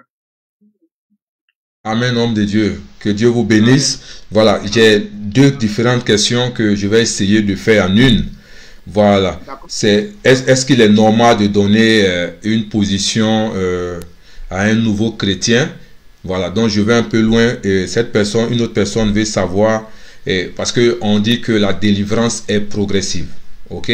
Donc, si par exemple, on est en train de faire la délivrance de ce nouveau chrétien-là, et qu'on lui donne des enseignements, est-ce qu'il peut avoir une possibilité de le mettre dans un département ou bien attendre carrément qu'il soit totalement délivré, sachant que la délivrance est progressive et ça peut prendre longtemps selon le cas de la personne? Comment on fait? Que Dieu vous bénisse. Que Dieu vous bénisse. Vous savez qu'une église est quand même une structure qui est bien ordonnée, bien organisée. Une église doit être organisée. Et lorsque une personne vient à l'église, d'abord, quand elle vient à l'église, on va d'abord faire un entretien pour voir dans quel état cette personne-là se trouve quand elle est venue à l'église. C'est à partir de ce moment-là qu'on va commencer à réaliser les autres étapes. Vous comprenez? L'entretien va nous permettre de savoir comment gérer la personne, comment aider la personne, comment coacher la personne. Donc, on sait que la délivrance, elle est dynamique, elle est progressive. Donc, on ne peut pas attendre que la personne soit totalement délivrée en fait de donner une responsabilité. Mais il y a des responsabilités, il y a des activités que nous faisons à l'église qui aident et qui facilitent la délivrance. Vous comprenez? Si je prends, par exemple, quelqu'un qui a le don de chant, vous comprenez? La personne a le don de chant, mais la personne a un esprit qui est timide. La personne est timide, la personne est complexée, la personne est timide, il y a un complexe qui fatigue la personne. Mais nous savons, en tant que pasteur, Dieu vous a révélé que cette personne a un don de chant, que la personne peut chanter réellement. Vous comprenez? Donc, vous le coachez, vous l'aidez, vous l'exhortez, vous parlez, vous priez pour la personne, et puis maintenant, vous l'amenez, quand vous voyez une petite évolution, vous l'amenez maintenant à son ministère de chant. C'est au fur et à mesure que cette personne commence à chanter que la personne est déliée de ces liens la personne peut être complexe, la personne peut être timide. Donc, il arrive que plus on fait l'œuvre de Dieu, on se rapproche de Dieu. Plus on se rapproche de Dieu, plus les liens tombent, plus les démons s'en vont. Donc, c'est au fur et à mesure qu'on fait l'œuvre de Dieu, qu'on devient encore pur, on devient encore plus sanctifié. Donc, plus on fait l'œuvre de Dieu, plus on se rapproche de Dieu. Et plus on se rapproche de Dieu, plus on devient pur. Mais ça veut dire quoi? Ça veut dire que c'est le pasteur qui doit avoir le discernement. C'est là qu'intervient le discernement. Pour savoir, cette personne a quel don et comment je dois faire pour que cette personne puisse être, exploiter ses dons, ses talents. Vous comprenez? Donc, quand la Bible dit quoi? La Bible dit qu'il y avait un monsieur qui partait en voyage et qui a donné des talents à ses ouvriers. Il a donné les talents en fonction de la capacité. Vous comprenez? En fonction de ce que nous voyons, nous donnons un rôle. Donc, si vous voyez que la personne n'est pas prête pour diriger, ne lui dites pas de diriger. Si la personne n'est pas prête pour chanter, ne lui dites pas de chanter. Souvent, quand nous faisons des délivrances, il y a des enfants qui sont, on a nos disciples qui sont zélés et qui veulent aussi faire la délivrance avec nous. Mais quand toi, tu es le pasteur et que tu vois que cette personne n'est pas habilitée, il n'a pas les capacités de faire la délivrance, il ne faut pas l'introduire dans le groupe qui fait la délivrance. Parce qu'il peut prendre des démons, il s'expose aux démons qu'on est en train de chasser. Vous comprenez? C'est pas tout le monde dans l'église qui doit faire une délivrance. C'est pas tout le monde dans l'église qui peut prêcher. C'est pas tout le monde dans l'église qui peut exhorter. C'est pas tout le monde dans l'église même qui peut même balayer l'église. C'est pas tout le monde, on appelle. Non, c'est au pasteur de savoir faire la part des choses pour que les choses puissent bien se faire. Donc, il faut la sagesse et il faut le discernement. Voici comment je peux répondre à cette question. Que Dieu nous bénisse. Amen, homme de Dieu. Voilà. Donc, on les positionne. Il y a certains qui ont des démons qui ne doivent pas être dans certaines positions. Bien dit, voilà, homme de Dieu. Voilà. Ça va nous enseigner, nous tous. Gloire à Dieu. Voilà. Il y a quelqu'un qui voulait savoir, parce que souvent, il y a certaines personnes qui je ne peux pas dire qui sentent, mais qui se disent que il y a des démons, ils sentent la présence des démons, ou voilà, quelque part. Donc, ils veulent savoir, le fait de dire que je sens qu'il y a un démon, je sens que ceci, ils veulent savoir si les démons ont des odeurs, ou bien c'est juste une expression, ou bien les démons ont des odeurs. Ah, si les démons ont des odeurs. Voilà, parce que certains disent par exemple, je sens qu'il y a un esprit ici, je sens qu'il y a un démon ici. Donc, ils veulent savoir cette sensation-là, c'est quoi? C'est par rapport à l'odeur ou bien c'est juste une expression? Bon, je pense que c'est une expression parce que quand un pasteur, ça c'est maintenant dans le ministère, hein, ça on va prendre le cas pratique du ministère. Quand tu es dans le feu de l'action, quand vous êtes dans le feu de l'action en train de faire une application de la parole, en faisant la délivrance, au fur et à mesure, c'est l'Esprit de Dieu qui vous oriente maintenant. Vous n'êtes plus vous-même. C'est-à-dire que l'Esprit de Dieu prend le contrôle de votre être et c'est lui maintenant qui vous oriente. Donc, en vous orientant, il vous fait savoir qu'il y a un esprit qui est là. Donc, bon, ce n'est pas des expressions qu'on peut traiter humainement. Ce sont des expressions qui sont liées au ministère. Ce sont des expressions qui sont liées au cas de délivrance. C'est-à-dire, lorsque le pasteur est en train de faire un ministère, qu'il est en train d'exercer un ministère, qu'il est en train de prier pour les gens, vous voyez que ce n'est plus lui-même, il n'est plus lucide, il n'est plus lui-même, il change de nature, c'est l'Esprit de Dieu qui fait le travail. Et c'est l'Esprit de Dieu maintenant qui lui dit qu'il y a un esprit, il sent la présence de l'Esprit de Dieu. Ce n'est plus la nature normale de l'homme de Dieu, il est dans un autre état. L'homme de Dieu est dans un autre état. Et c'est dans cet état-là maintenant qu'il dit qu'il sent la présence de l'Esprit de Dieu. Il sent la présence d'un démon. Donc, on ne peut pas traiter ce sujet-là comme si on était, voilà, vous voyez, c'est lié au ministère. C'est lié au ministère. Tous les hommes de Dieu qui font le ministère, qui font l'œuvre de Dieu, quand ils sont de faire l'application de la parole, ils sont en pleine action, ils ne sont plus eux-mêmes. Ils sont connectés à l'Esprit de Dieu. C'est l'Esprit de Dieu qui les oriente. Donc, ce qu'ils disent là, ça ne veut pas dire qu'il y a un démon qui dégage une odeur, mais c'est une expression de quelqu'un qui est connecté à l'Esprit de Dieu, qui lui communique une information. Vous dites que là, ici, il y a un démon, là, ici, il y a un démon. C'est l'homme lambda qui a l'impression que l'homme de Dieu a senti l'odeur des démons, mais lui-même, il sait que ce n'est pas une odeur qu'il sent, mais il sait que c'est Dieu qui lui a montré qu'il y a un démon qui est présent. Donc, voici un peu comment il peut expliquer. Voilà, ça, c'est typiquement lié, ça concerne les hommes de Dieu qui font la délivrance. Ils savent de quoi il s'agit. Voilà, donc c'est Amen. Gloire à Dieu. La chose change. Alléluia. Merci, homme de Dieu. Voilà. Il y a quelqu'un qui veut savoir parce que, voilà, cette personne aime bien les porcs. Elle aime bien manger les porcs, la viande de porc. Voilà. Donc, elle veut savoir le fait que Jésus a chassé les démons qui sont rentrés dans les porcs. Et elle entend souvent que, bon, il y a certaines personnes qui trouvent qu'il ne faut pas manger le porc, tout ça. Voilà, qu'est-ce que vous pouvez dire à cette personne ce soir, si elle doit continuer de manger ou bien, je ne sais pas, homme de Dieu. Si elle a les porcs, elle n'a qu'à voir moi, je vais manger. Elle n'a qu'à m'apporter, je vais manger. En fait, c'est pour dire que ça n'a rien à voir. Ça n'a rien à voir, ok? Ça n'a rien à voir. Vous savez, avant que Jésus-Christ ne fasse la délivrance, pour que les démons entrent dans les porcs existaient avant. Et lorsque Jésus-Christ a chassé les démons et que les porcs sont rentrés, les démons sont dans les porcs, ils ne sont pas rentrés dans tous les porcs du monde entier. Vous comprenez? Ce n'est pas les premiers porcs que Dieu a créés qui ont été possédés par un démon. Il y avait des porcs bien avant que Christ ne vienne. Et les gens mangeaient les porcs. Et quand Jésus-Christ a chassé les démons et qu'ils sont dans les porcs, ça ne veut pas dire que non, tous les porcs sont possédés par les démons, il ne faut plus les manger. Non. La Bible dit que tout est pur pour celui qui est pur. Et tout est pur par la prière. Tout est sanctifié par la prière. Tout est sanctifié par la prière. Donc, vous avez un repas, priez dessus et puis mangez-le. Voilà. Les repas sont liés aux cultures. Les repas sont liés aux cultures. Les repas sont liés au pays et aux origines. C'est que nous, on mange ici, d'autres personnes ne mangent pas cela. C'est que d'autres personnes mangent, nous, on ne mange pas cela. Mais nous tous là, nous sommes concernés par l'évangile. Nous sommes concernés par la parole de Dieu. Nous tous sommes enfants de Dieu. C'est que Dieu a déclaré pur. Personne ne doit déclarer ça impur. Donc, je ne pense pas que les porcs constituent un problème.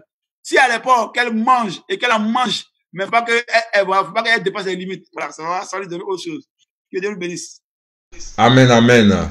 Gloire à Dieu. Je pense que tout à l'heure, homme de Dieu, vous allez prier pour toutes ces personnes qui sont là. Mais je vais regrouper 2 ou 3 questions. Souvent, certaines personnes demandent, est-ce que tous les malheurs qui arrivent aux chrétiens sont provoqués par les démons? Et certains demandent comment faire pour se libérer des esprits des eaux. Voilà. Et ensuite, voilà. Je vais regrouper ces questions-là pour arriver à un point où je vais demander à l'homme de Dieu comment vaincre les démons, comment aider ces personnes-là, que ce soit quelqu'un qui est oppressé par un esprit des eaux, par un esprit quelconque, et beaucoup de personnes qui traversent certaines situations. Est-ce que ce sont les démons? Si oui, comment vaincre les démons? Comment les vaincre, les démons? Que Dieu nous bénisse. Vous savez que un chrétien, toutes les difficultés d'un chrétien doivent être un enseignement. Vous comprenez? Lorsqu'on a donné sa vie au Seigneur, ça ne veut pas que nous sommes épargnés des difficultés. Ça ne veut pas dire que nous sommes exempts de difficultés. Les difficultés pour un chrétien est un enseignement. Homme de Dieu, je vais ajouter à la question pour faire une autre, une grosse boule. C'est avec, quelqu'un aussi demande avec quelles armes il faut combattre les démons. Donc ça fait un paquet. Que Dieu me bénisse.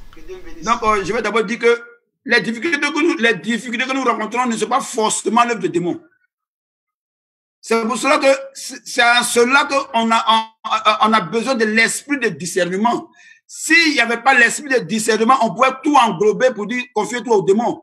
Mais l'esprit de discernement veut nous aider à faire une différence totale entre ce qui est du démon et ce qui n'est pas du démon. Vous comprenez?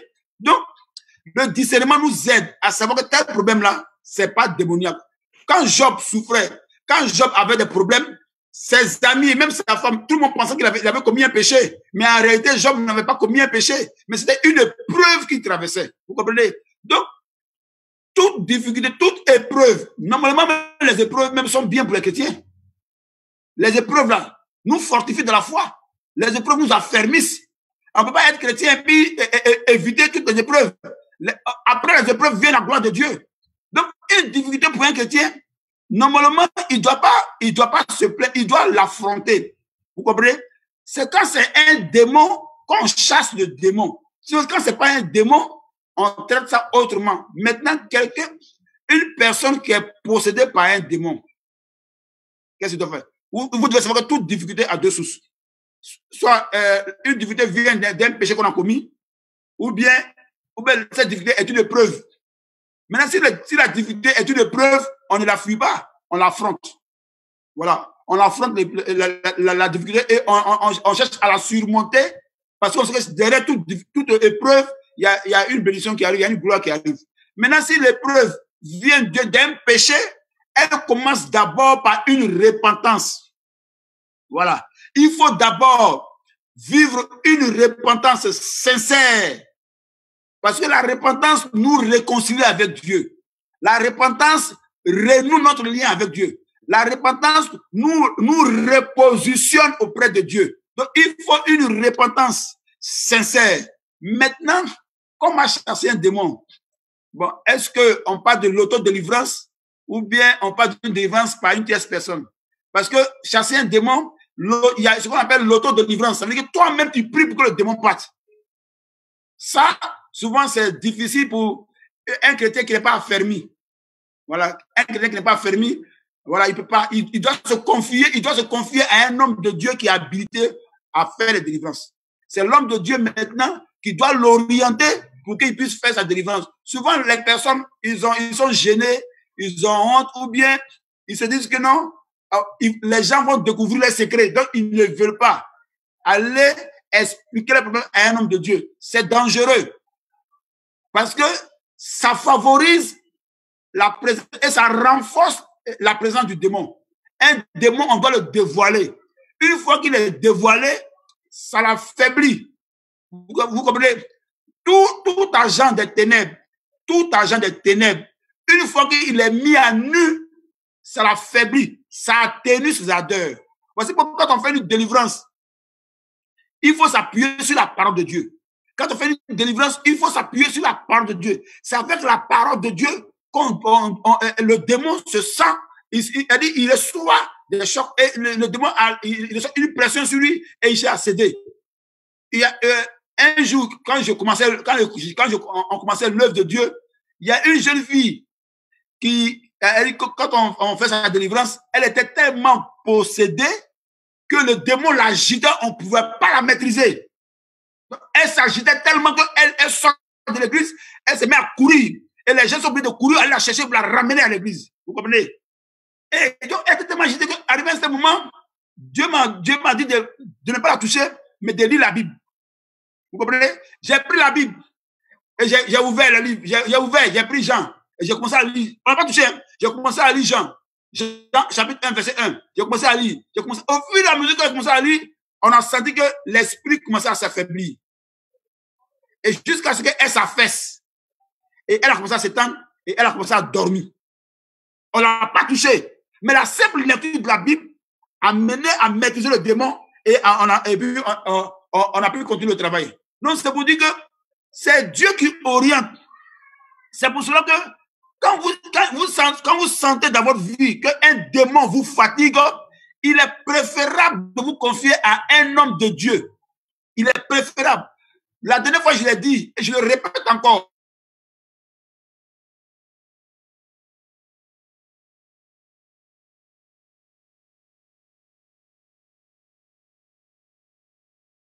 Gloire à Jésus. Voilà, donc on prend l'homme de Dieu en marche tout à l'heure parce que nous sommes bientôt à la fin de cette émission. Et voilà, il est là. Confiez-vous à ces hommes de Dieu pour pousser du troisième étage et puis vous comprenez, le démon peut te propulser et puis faire des dégâts chez toi à la maison. C'est pour cela qu'il faut se confier à l'homme de Dieu. Pour que l'homme de Dieu qui est aguerri, un homme de Dieu qui a de l'expérience, puisse vous orienter et puis vous donner des versets bibliques pour vous aider à être délivré. C'est la raison pour laquelle ils sont là. Vous comprenez, c'est la raison pour laquelle les hommes sont là. Ils sont là pour ça. Donc, c'est à eux de faire ce travail-là. Donc, ne vous dites pas que non. C'est pour cela qu'il est dangereux de dire, moi, je ne vais pas à l'église. Moi, je suis chrétien, mais je reste à la maison. Vous savez, c'est dangereux. Un chrétien doit avoir une communauté. Un chrétien doit avoir une communauté et un chrétien doit avoir une autorité qui est établie sur lui. si une autorité n'est pas établie sur toi, tu es exposé à toute autorité démoniaque. Vous comprenez? Donc, il y a une hiérarchie de la vie spirituelle. Il y a des lois spirituelles. Et ces lois-là, Dieu ne peut pas dérober à ces lois. Dieu respecte ces lois. Je prends un exemple très simple. Vous êtes parti aller tisser une alliance avec une entité démoniaque. Vous avez tissé une alliance volontairement avec une entité démoniaque. Et ce démon-là vous traumatise. Ce démon-là vous fatigue. Et maintenant, vous êtes à l'église, mais quand on en parle, vous ne voulez pas confesser. Vous ne voulez pas le dévoiler. Vous cachez le démon. Le démon vous fatigue la nuit à la maison, mais vous le cachez. Vous ne voulez pas le confesser. Mais Dieu, il sait, mais Dieu ne dit rien.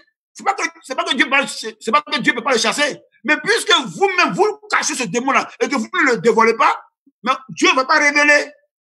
Et c'est pour ça qu'il est bon que quelqu'un qui est possédé par un démon, il approche un pasteur, c'est aussi avoir l'esprit d'humilité. Ça rentre dans la droite ligne de la volonté de Dieu. Dieu veut qu'on soit humble. En demandant, ça nous donne l'esprit d'humilité. Donc voici un peu ce que je peux dire. Que Dieu bénisse. Amen, homme de Dieu. Voilà, amen. Rapidement, avant qu'on ait pris, parce que le temps est vraiment imparti, voilà, je veux savoir, quelqu'un veut savoir, est-ce que le fait, par exemple, comme vous venez de dire, d'être sous une autorité, on est dans une communauté et on se lève, par exemple, pour aller prier avec d'autres communautés, est-ce qu'on peut s'attraper un démon? Oui. Vous savez que, bon, en fait, il y a comment on peut contracter un démon? Comment on peut contracter un démon? On peut contracter un démon par une imposition de main. Vous comprenez?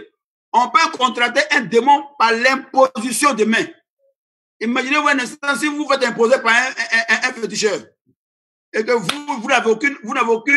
n'avez rien en vous qui vous protège. Vous comprenez? C'est pour ça qu'on ne se met pas sous l'autorité de n'importe qui. On ne se met pas sous l'autorité de n'importe qui. C'est pour cela qu'il faut toujours avoir l'autorisation de son père spirituel avant d'aller quelque part. Vous comprenez? Quand vous voulez aller à une veillée qui n'est pas organisée par votre église, quand vous voulez aller à une veillée qui n'est pas organisée par votre communauté, demandez l'autorisation à votre père spirituel. Et lorsqu'il vous donne votre autorisation, automatiquement, vous avez la protection de votre père spirituel qui vous accompagne. Vous comprenez? Quand les disciples sont allés 2 à 2 pour aller faire le ministère, c'est sous l'ordre de Jésus-Christ qu'ils sont partis. Vous comprenez? Il dit, allez 2 à 2 et allez dans les maisons, ne prenez rien, allez, et puis où on vous reçoit, faites l'œuvre là-bas. Mais quand ils sont revenus, avec quoi? Quand ils sont revenus, ils étaient tous heureux parce que les démons leur étaient soumis. Ils étaient comblés de joie. Pourquoi? Parce qu'ils sont allés sous l'autorité de leur père. Tout chrétien doit avoir un père spirituel. Et c'est ce père spirituel qui doit dire, bon, même quand vous êtes chanté dans une église et que vous devez aller dans une autre église pour chanter, demandez l'autorisation de votre père spirituel. Ça vous protège. Quand vous êtes pianiste, instrumentiste dans votre église et qu'on vous invite à un programme dans une église, ne vous cachez pas pour aller là-bas. Mais il faut demander l'autorisation de votre père spirituel parce que ça vous protège. Le fait que vous avez l'autorisation de votre père spirituel, quand vous allez là-bas déjà, vous êtes protégé par son autorité. Donc voici un peu ce qu'on peut dire pour dire quoi?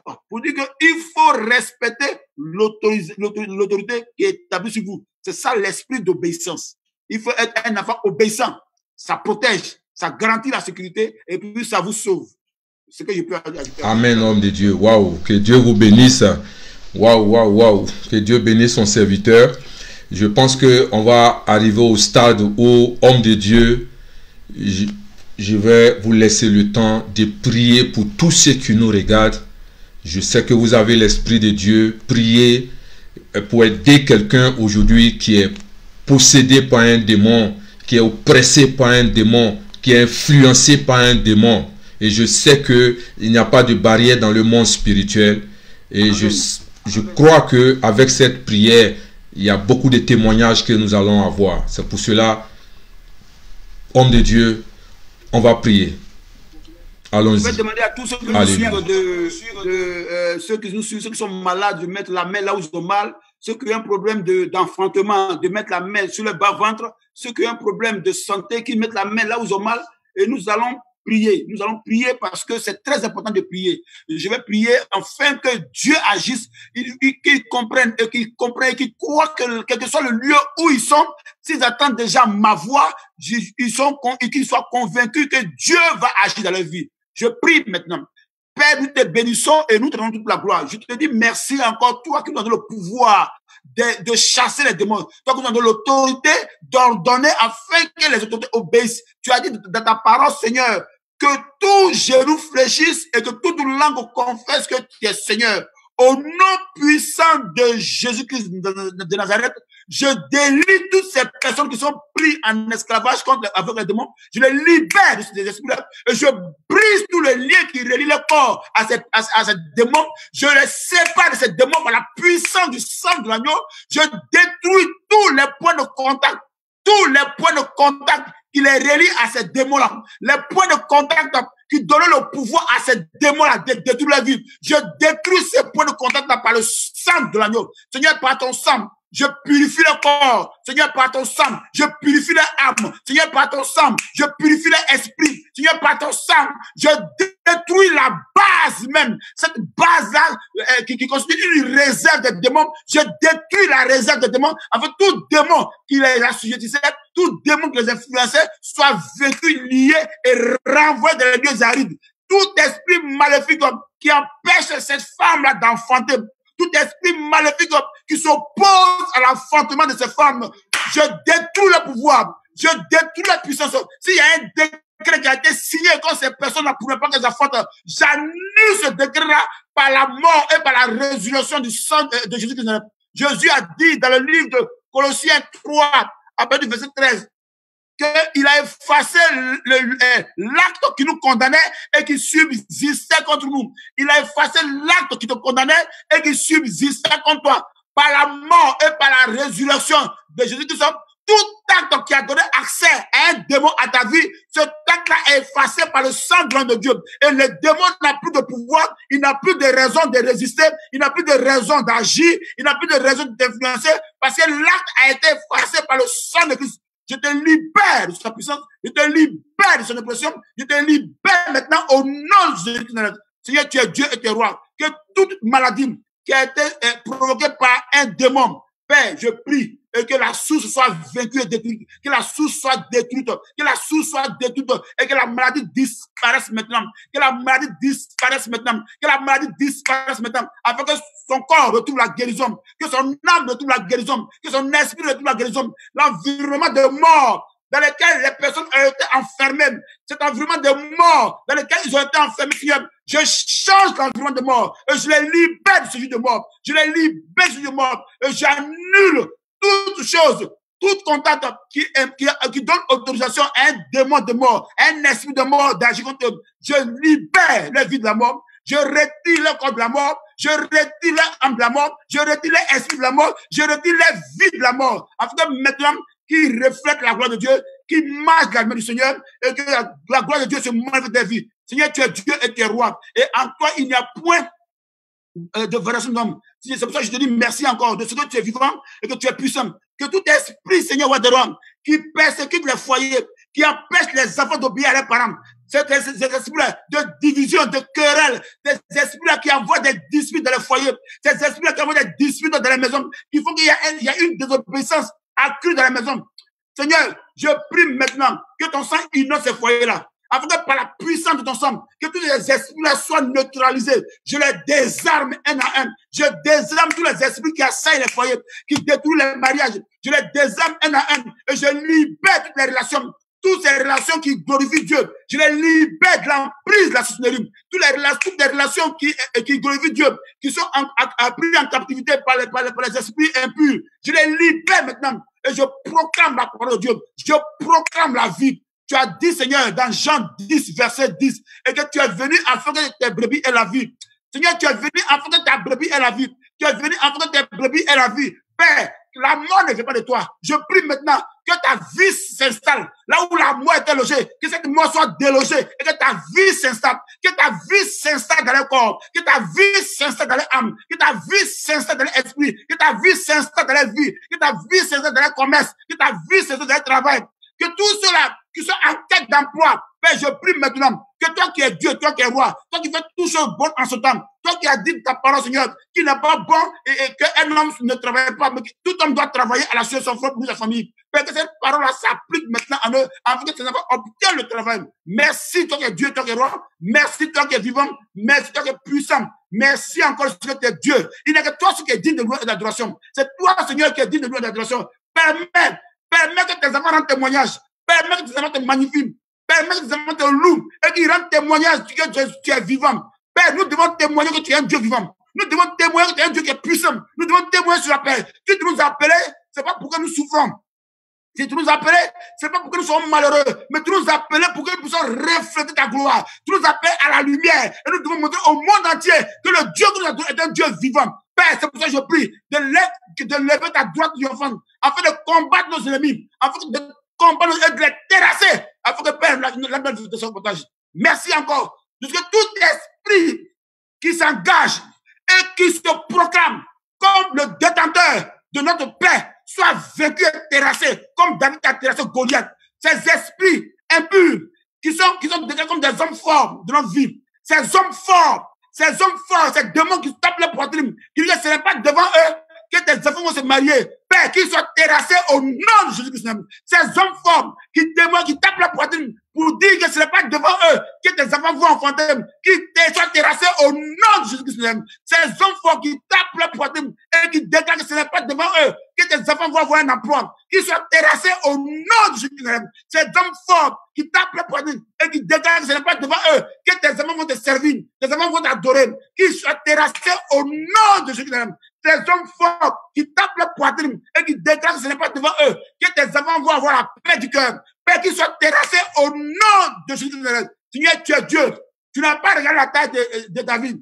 Tu n'as pas regardé l'âge de David. Mais le seul fait que David t'a invoqué parce qu'il croyait en toi, Père, tu es intervenu. Père, nous croyons en toi et nous voulons que tu interviennes. Et nous croyons que tu es intervenu. Père, merci encore de ce que tu es vivant. Merci de ce que tu es Dieu. Merci de ce que tu es puissant. Et nous croyons, Père, que très bientôt, nous allons rendre témoignage de ce moment-là. Ce moment-là, tu ne l'as pas fait parce qu'on voulait, mais tu as fait ce moment parce que tu avais un plan pour quelqu'un.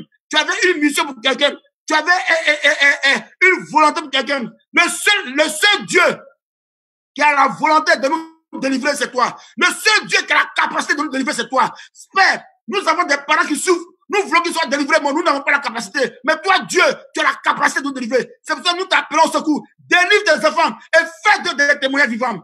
Permets qu'ils soient des témoins vivants. Et qu'au travers d'eux, le monde entier témoigne qu'il y a réellement un véritable Dieu qui mérite louange et adoration. Que la gloire t'élève, ton Dieu. Merci encore. Merci encore de ce que de Dieu. Merci encore de ce que toi qui m'écoutes, homme, il faut savoir qu'à l'instant même, la paix de Dieu, la victoire de Dieu est ton partage. Christ n'est pas mort parce que il voulait mourir, mais il est mort et il n'est pas resté mort. Il est resté le troisième jour. C'était pour ta victoire. Alors c'est à toi de dire amen, en écrivant un amen fort. C'est à toi, en écrivant un je suis victorieux, que tu proclames que tu es victorieuse. Proclame que tu es victorieux. Proclame que tu es victorieux. Proclame en écrivant. Proclame, c'est la victoire. Ne reste pas les bras croisés. Ne sois pas indifférent. Mais en écrivant, tu es en train de dire à Dieu que cette victoire m'intéresse. Cette victoire est à moi. Cette victoire qui a été déclarée est à moi. Seigneur, je te dis merci encore de ce que ce soir-là, tu es en train de travailler. Je demande aux anges de Dieu, qui sont nos compagnons de service, de se mettre en mouvement dans la vie de toutes les personnes qui nous suivent maintenant, afin de matérialiser la délivrance et qui viennent témoigner de ce qu'ils ont été délivrés. Que Dieu vous bénisse et que la paix de Dieu soit vous partage, que la vie de Dieu soit vous partage, que Dieu vous bénisse. Au nom de Jésus qui est prié. Écrivez là-bas Amen. Écrivons Amen. Amen, amen, amen. Gloire à Dieu. Amen. Que Dieu bénisse son serviteur. Nous avons passé un bon moment avec l'homme de Dieu. Voilà, le pasteur Nyako Valentin. Et je vous ai dit toujours que nous prenons référence sur la chantre évangéliste Obali. Voilà, qui sera sur nos antennes bientôt. Que Dieu bénisse son serviteur. Voilà. Et si quelqu'un voulait se joindre à vous, quel numéro de téléphone vous pouvez donner à cette personne? Comment cette personne fait pour vous contacter? parce que je me rends compte que c'est un ministère de délivrance et il y a des gens qui ont assez de problèmes, qui ont besoin d'être libérés. Comment ils font pour vous joindre? Amen. Que Dieu nous bénisse. Que Dieu nous bénisse.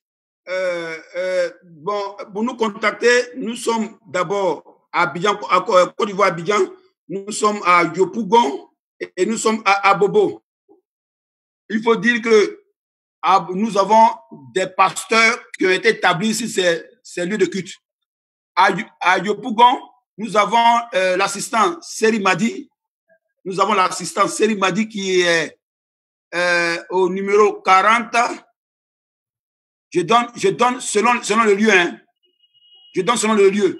À Yopougon, nous sommes au 40 09 10 71. 40 09 10 71. Voilà, nous sommes.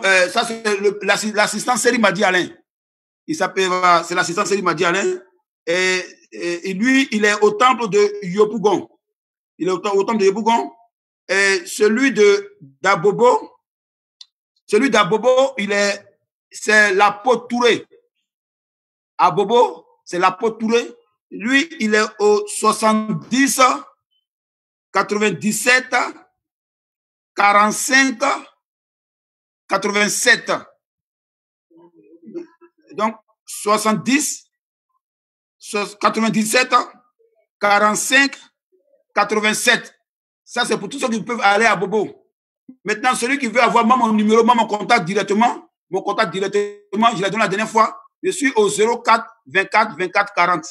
C'est mon WhatsApp. En même temps, c'est mon WhatsApp. Vous pouvez m'écrire dessus. Puis, voilà, Dieu nous fera grâce de répondre à vos préoccupations. 04 24 24 40. Ce sont nos contacts. Nous sommes, nous sommes à Abidjan et que Dieu vous bénisse. Amen, homme de Dieu. Voilà, donc vous venez d'entendre. Voilà, je vais essayer de récapituler. Il a dit, pour ceux qui voulaient aller à Yopougon, ils vont trouver l'homme de Dieu, Seri Madi Alain. Et son numéro, comme le numéro de l'Afrique, de la Côte d'Ivoire, commence par 00225. Il faut ajouter à ça. Et c'est le 40 09 10 71. Et mais celui d'Abobo, c'est 75. C'est 75. Ok. Donc je reprends 00225 40 09 10 75. Maintenant pour celui d'Abobo, c'est l'apôtre Touré, qui est le 00225 70 97 45 87. Voilà. Maintenant celui qui veut joindre directement l'homme de Dieu, le pasteur Valentin Nyako, c'est le 00225 04 24 24 40. Et c'est en même temps son WhatsApp, n'est-ce pas? Voilà, amen. Que Dieu bénisse son serviteur. Nous avons vraiment été ravis d'avoir écouté beaucoup de choses venant de l'homme de Dieu.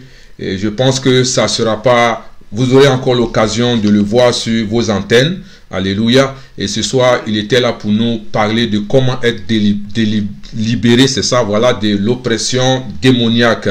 Voilà, il nous a parlé, nous avons débordé, nous avons fait presque 2 heures concernant cette émission. Que Dieu bénisse son serviteur. Et amen. Je suis l'apôtre Hilaire Afi des églises et Christ Resurrection Ministries. Et ce soir, nous étions sur Effectif Live TV, précisément dans notre émission On vous répond. Donc il a répondu à beaucoup de questions. Nous verrons encore la semaine prochaine. Vous allez voir différentes personnes qui vont venir, différents ministères pour nous faire du bien, des hommes que Dieu a établis, qui vont venir nous parler un peu de la part de Dieu, qui vont nous faire du bien. Et je pense que ce lundi, nous avons déjà une servante de Dieu que vous avez déjà vue sur les antennes. Elle nous revient encore pour nous faire du bien. Sans compter que d'autres vont en suivre. Que Dieu vous bénisse. Voilà, donc nous avons fini pour ce soir. Et n'hésitez pas à liker notre Facebook et aller sur notre YouTube. Vous allez avoir aussi des informations concernant les différents événements à venir. Que Dieu vous bénisse pour votre fidélité. Et je veux aussi dire merci à tous ceux qui soutiennent cette œuvre. Amen. À tous ceux qui soutiennent cette œuvre. Et que Dieu vous bénisse. Il y a beaucoup qui le font dans le secret, qui ne veulent pas qu'on en parle, mais que Dieu vous bénisse. Voilà, si tu veux te joindre à eux, n'hésite pas à nous contacter. Je parle aussi des différents partenaires. Voilà, des différents partenaires. Nous avons aussi tous les, je dirais, toutes ces personnes qui sont autour de cette télévision, qui font un travail merveilleux, cette équipe. Que Dieu vous bénisse, qui se souvienne de vous et surtout de ce merveilleux travail que vous faites. Que Dieu se souvienne de vous. Voilà, et je parlais tout à l'heure de nos partenaires, que Dieu les bénisse. Voilà, je vais profiter, par exemple, on a un partenaire, par exemple, qui s'occupe, vous allez voir la servante de Dieu qui viendra ici, vous allez voir ses coiffures. Voilà, donc c'est... je pense qu'elle aura l'occasion d'en parler, voilà, mais sinon c'est l'un de nos partenaires qui deal avec cela, qui s'occupe de cela, qui fait un très grand travail. Voilà, je pense qu'elle aura le temps de donner le nom de cette entreprise qui fait ce travail. Voilà, que Dieu bénisse déjà. Je pense qu'elle est en ligne avec nous, elle nous regarde. Voilà, donc que Dieu la bénisse. Je pense que la servante de Dieu viendra nous donner ces détails pour que ceux qui ont aimé, qui aiment les coiffures de la servante de Dieu puissent savoir qui est déjà derrière cette histoire. Voilà, que Dieu vous bénisse. Et pour l'heure, je dirais que nous avons fini. Voilà, que Dieu vous bénisse. Merci pour votre fidélité. Merci pour ce que vous allez partager encore à d'autres personnes qui n'ont pas encore vu, qui ont besoin de réponses. Et je pense que ce soir, au travers de l'homme de Dieu, ils auront ces réponses-là. Alléluia. Voilà, donc je pense que nous avons complètement fini. Je vais comme ça demander à l'homme de Dieu de prier pour la fin. Prions alors. Seigneur, nous te bénissons et nous te donnons toute la gloire. Tu es l'alpha et l'oméga. Tu nous as enseigné que la fin de toutes choses vaut mieux que son commencement. Tu as été avec nous pendant tout ce moment-là. Pendant ces 2 vendredis, Seigneur, tu as été avec nous, tu nous as conduit et que tu as permis que cet instrument qui est Effective Life TV, Seigneur Père, Roi des Rois, puisse au travers d'elle sauver encore plusieurs personnes. Nous te bénissons pour leur vie, nous les remettons en tes mains, afin que tu les équipes encore davantage pour qu'au travers d'eux, le monde entier soit gagné à Christ. Merci encore de ce que tu nous gardes, tu nous protèges et que tu permets que les jours à venir, nous puissions faire mieux que ce que nous avons aujourd'hui. Que la gloire te revienne, toi qui bénisse chacun de nous. Au nom de Jésus, nous avons prié. Amen. Que Dieu bénisse. Que Dieu bénisse. Amen, homme de Dieu. Donc pour l'heure, je vous dis à bientôt. Que Dieu vous bénisse sur vous. Amen. Que Dieu bénisse et à très bientôt.